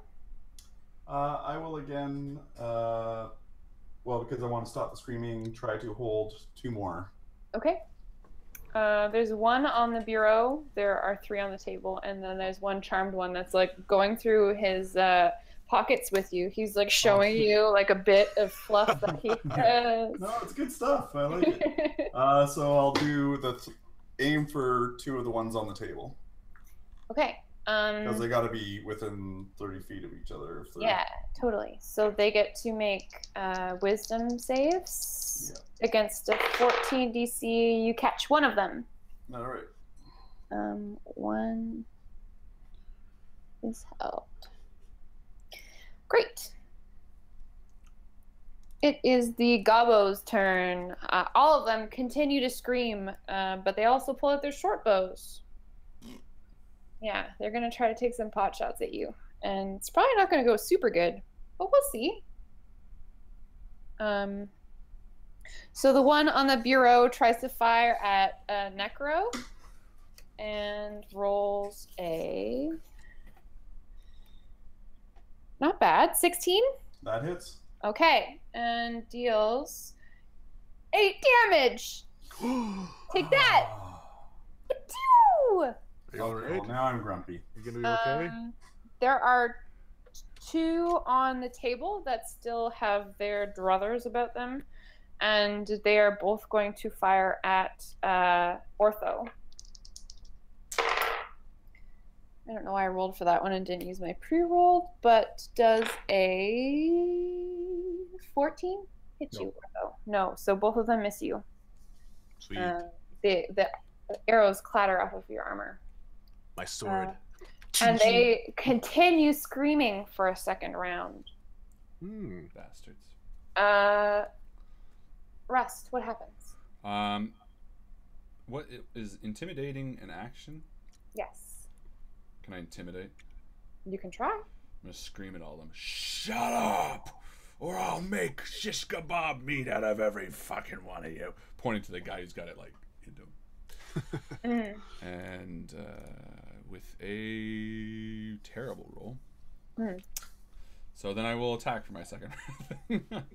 Who's around you? There's no one on the ground. No, I was yelling at the guys on the thing. Just so I'll the throw my charmed dude. Yeah, I'll throw my javelin at the other guy on that same. The bureau, like the wardrobe. Yeah, javelin him in the face with a 15 plus 8. That definitely hits. Correct. 1d6 piercing damage. Let's see what we got. 6 out of 4 and a 3 out of 9. He's dead. And I look at the other guy with my eye. There's 2 on top of the table that they just have their heads thrown back at like these like big mouths at the sky. You're gonna die a terrible One death. is on the table just kind of frozen in like a terrified expression, and then one is hanging out with Necro. Is like recounting to her a story of a far off place. But it's in a different language. Yeah, it's in a language she does not understand. Great. Ortho, what do you do? All right. So, how wide are the table legs? I don't know. For a 10-foot table, maybe 8 inches wide. Okay. You know what? I'm gonna just run up to it. And how high is it? It's 10 feet tall. 10 feet. Yeah, so if you want to just roll an athletics check for me, that can be, if you succeed, part of your movement. I'm going to do that. Oh, almost a natural 20, but there was a 7. So, plus 6, so 13. Great, yeah, you scamper up there. All right. So I pull myself up, and they're both trying to reload their short bows. And I'm just gonna swing at them. They're screaming. Yeah, I know. Okay, well, let's do just a regular attack for this. All right, we got a 16. Yeah, you hit one of them with your sword. Oops. Okay, so that is 9 plus 6. So no, 9 plus 3. So 12 damage again. So one of them's dead, I'm guessing, and the other one. Kill it. No, I don't. But I'm gonna use my action surge. Nice. To roll again. Oh, natural 20. Nice. Wow. Did we lose Joe? I was gonna say she seems very contemplative. Oh, she's frozen. Dead, gone. Oh, we lost Joe. Perfect. That one's dead. Was that Yeah, the last two? I think we're gonna kill. That was. Oh, hello, Joe. Sorry, I missed all of that. Yeah, Okay. we killed them all. No, the first one I got a 12 damage, Which you and then the killed. second one I rolled a 12 to attack. So I used my action surge. Rolled to attack again. I got a natural 20. So now I'm gonna do. Great. So you killed both of them. The one No, is still. no. I did 12 plus 8 damage plus 3, so 23 damage to it. So I'm gonna slice it vertically. great. The long ways. The long ways. Yeah, you see all of his goblin insides. You get a course in goblin Nice cross-section. anatomy. Goblin cross. So now the only one kicking is the Charmed one. Well, there's one that's held on top of the table as well. You But- killed both on top of the two. I killed There- 2 on there top. There were 3. there There was were one that was 3. held and 2 that were. So Gotcha. it's Michael's turn. What does Necro do? Kill it. So we can go. All right, as this one's, do they not speak giant, or were the giants speaking goblin? Yes. Okay. In that case, then I will just as he's talking. Blah blah blah blah blah blah blah blah. Cut his throat. Yeah, brutal. So I assume that you also dispose of the one that's held. Yeah. So you guys. Oh, natural 20, I'm cutting his throat anyway. Yeah, and you kill the one that's held as well. There's an extra held one right now. Well, Yeah, I I get would to make a imagine so. save, which I fail, and then the turn, we'll so just you do guys that, can yeah. just. So you keep no prisoners to interrogate. What do we need to tell? What do we need to ask them? Well, Where's that's why I was Wait a trying to minute. determine, but since we don't speak Goblin... No, but I'm saying even if we were, what we're going to interrogate them? Where's the conch? Where's the exit? We got it all. Let's get out. Yeah. So. Let's leave. I'd ask Necro before we open the door. I'd be like, "Can I hold on to that speed potion, just in case?" That sounds like a good idea. Thanks, buddy. Hey, is there a way to use this? I look at the conch and see if I can figure out if there's a way to use it. I don't know how much I like that. I feel like that's risky. You can roll Arcana. Arcana, yeah. I just want to see if I can understand it a little bit better. I got a 17.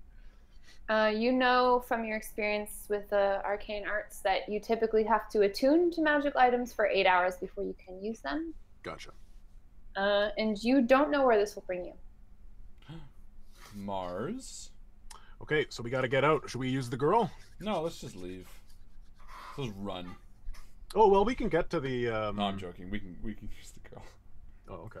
It still seems weirdly risky, and then they'll know we left. Maybe we should see what happens. So you guys open the door? Yeah. Well, perception first on the other side of it. What does that mean? You're just like standing there and listening? Yeah. With Necro's Yeah. ears. But I have a 21 anyway, so. Yeah, you perceive giant footsteps walking down Okay. the hall. So let's hide. Yeah, as you say, I will cast Pass Without Trace again. Great. And what do you do in the next 6 seconds? What are you doing, Ortho? The door opens outward. I'm gonna hide under... Should we just fuck it and run? Let's just fucking Cheese run. it? Alright, here's what I'm gonna do. Let's cheese I'm gonna pop the cork off of the fucking potion of growth. And I'm gonna Speed? down that. Oh, No, growth. my potion of growth, which doubles my size and makes me 8 times heavier. And when I hear them on the other side of the door, I'm gonna fucking bash the door with all my. Well, weight. you get 6 seconds, so you drink a potion. Yeah. Well. What? And Great. then I bash the fucking door. I ram it. That's not what I asked you. What do you mean? You get 6 seconds. That's your action. Okay. How long does it take to drink a potion? 6 seconds. It's an action. Oh. Okay, so we wait after... Well, I'm just asking what everyone else does. If he's drinking the potion and growing, I'm gonna grab onto his shirt while he grows. Okay, so you're gonna be how tall? You're gonna be 14 feet tall, Yeah. Rust? Amazing. So I don't know if, I guess you could kind of piggyback him. It'll be like piggybacking like a 12-year-old or so. Like, you're not very small. You know what I mean? Yeah. Well, I'm like less than half his height. Yeah, so you can grab on his Yeah. back if you want. Okay. And what are you doing, Necro? You cast Pass Without Trace. Pass Without Trace. Okay. Great. And as the three of you make these actions, the door opens of its own accord. You are staring Duke Zalto in the face, who is looking around his chamber, bloodied and besmirched with little goblin bodies. He looks Rust nearly in the eyes and says, "Who the fuck are you?" And we're going to leave it there. Bitch. Yeah, nice. Oh. There we go. Well done. In my mind, I bull rush past him with you on my tail, and we escape into the blue ocean. And that's One day. Who's got the conch? I do. So Okay. that's big ass too. All right, ladies and gentlemen, that was maybe to be concluded. I don't know. I kind of like the ending where it's like that and like freeze frame. Oh, and then that's just forever where it lands. Who knows? Because you just don't want to fight a giant. No, because I feel like I would drink the speed potion and like blow past them, just figure out a way out. I don't know what speed potions do. Anyway, ladies and gentlemen, this was the Iron Storm. Thank you so much to Joe for running this mini campaign. This was a blast and a half. Thank you again so much for putting the work into it. No problem. My pleasure. Well, and thank you to these guys for playing along and having a lot of fun in the realm of DnD. Very good sports. Yes, and we did pretty well, if I do say so myself. I think Joe was a little generous there a few times. I appreciate that. She gave us a few gifts along the way. I think we all pulled our punches. Is that the way? Yeah, we all did. Us overthinking. Well, we overthought a lot.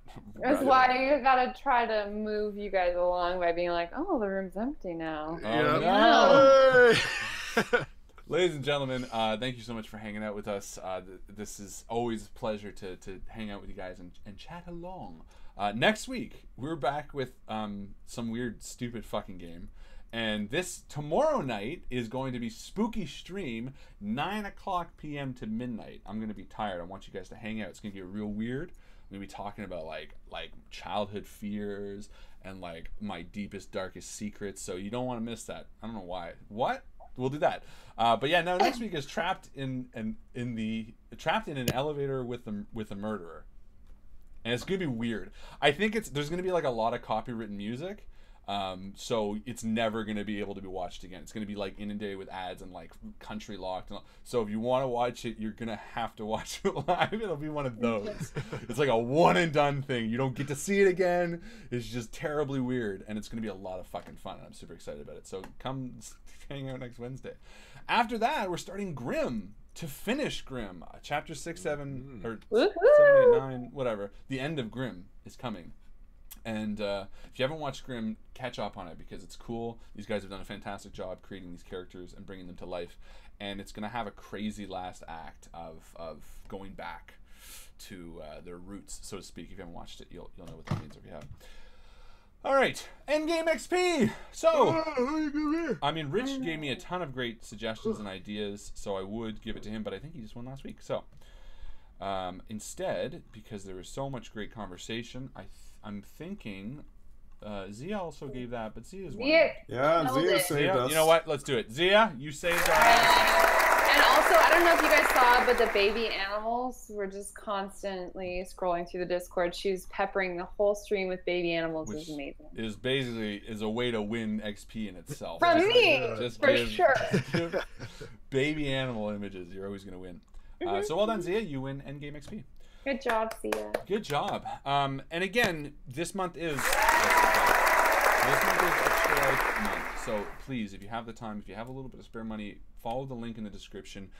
Donate today to Extra Life. It is such an important cause. The Children's Miracle Network of Hospitals is something that we strongly believe in and that we're doing all we can to support. So thank you to everyone who has donated and anyone who is going to donate. Thank you in advance as well. And we've actually received a donation, an anonymous donation for $25 during tonight's stream. Nice. It's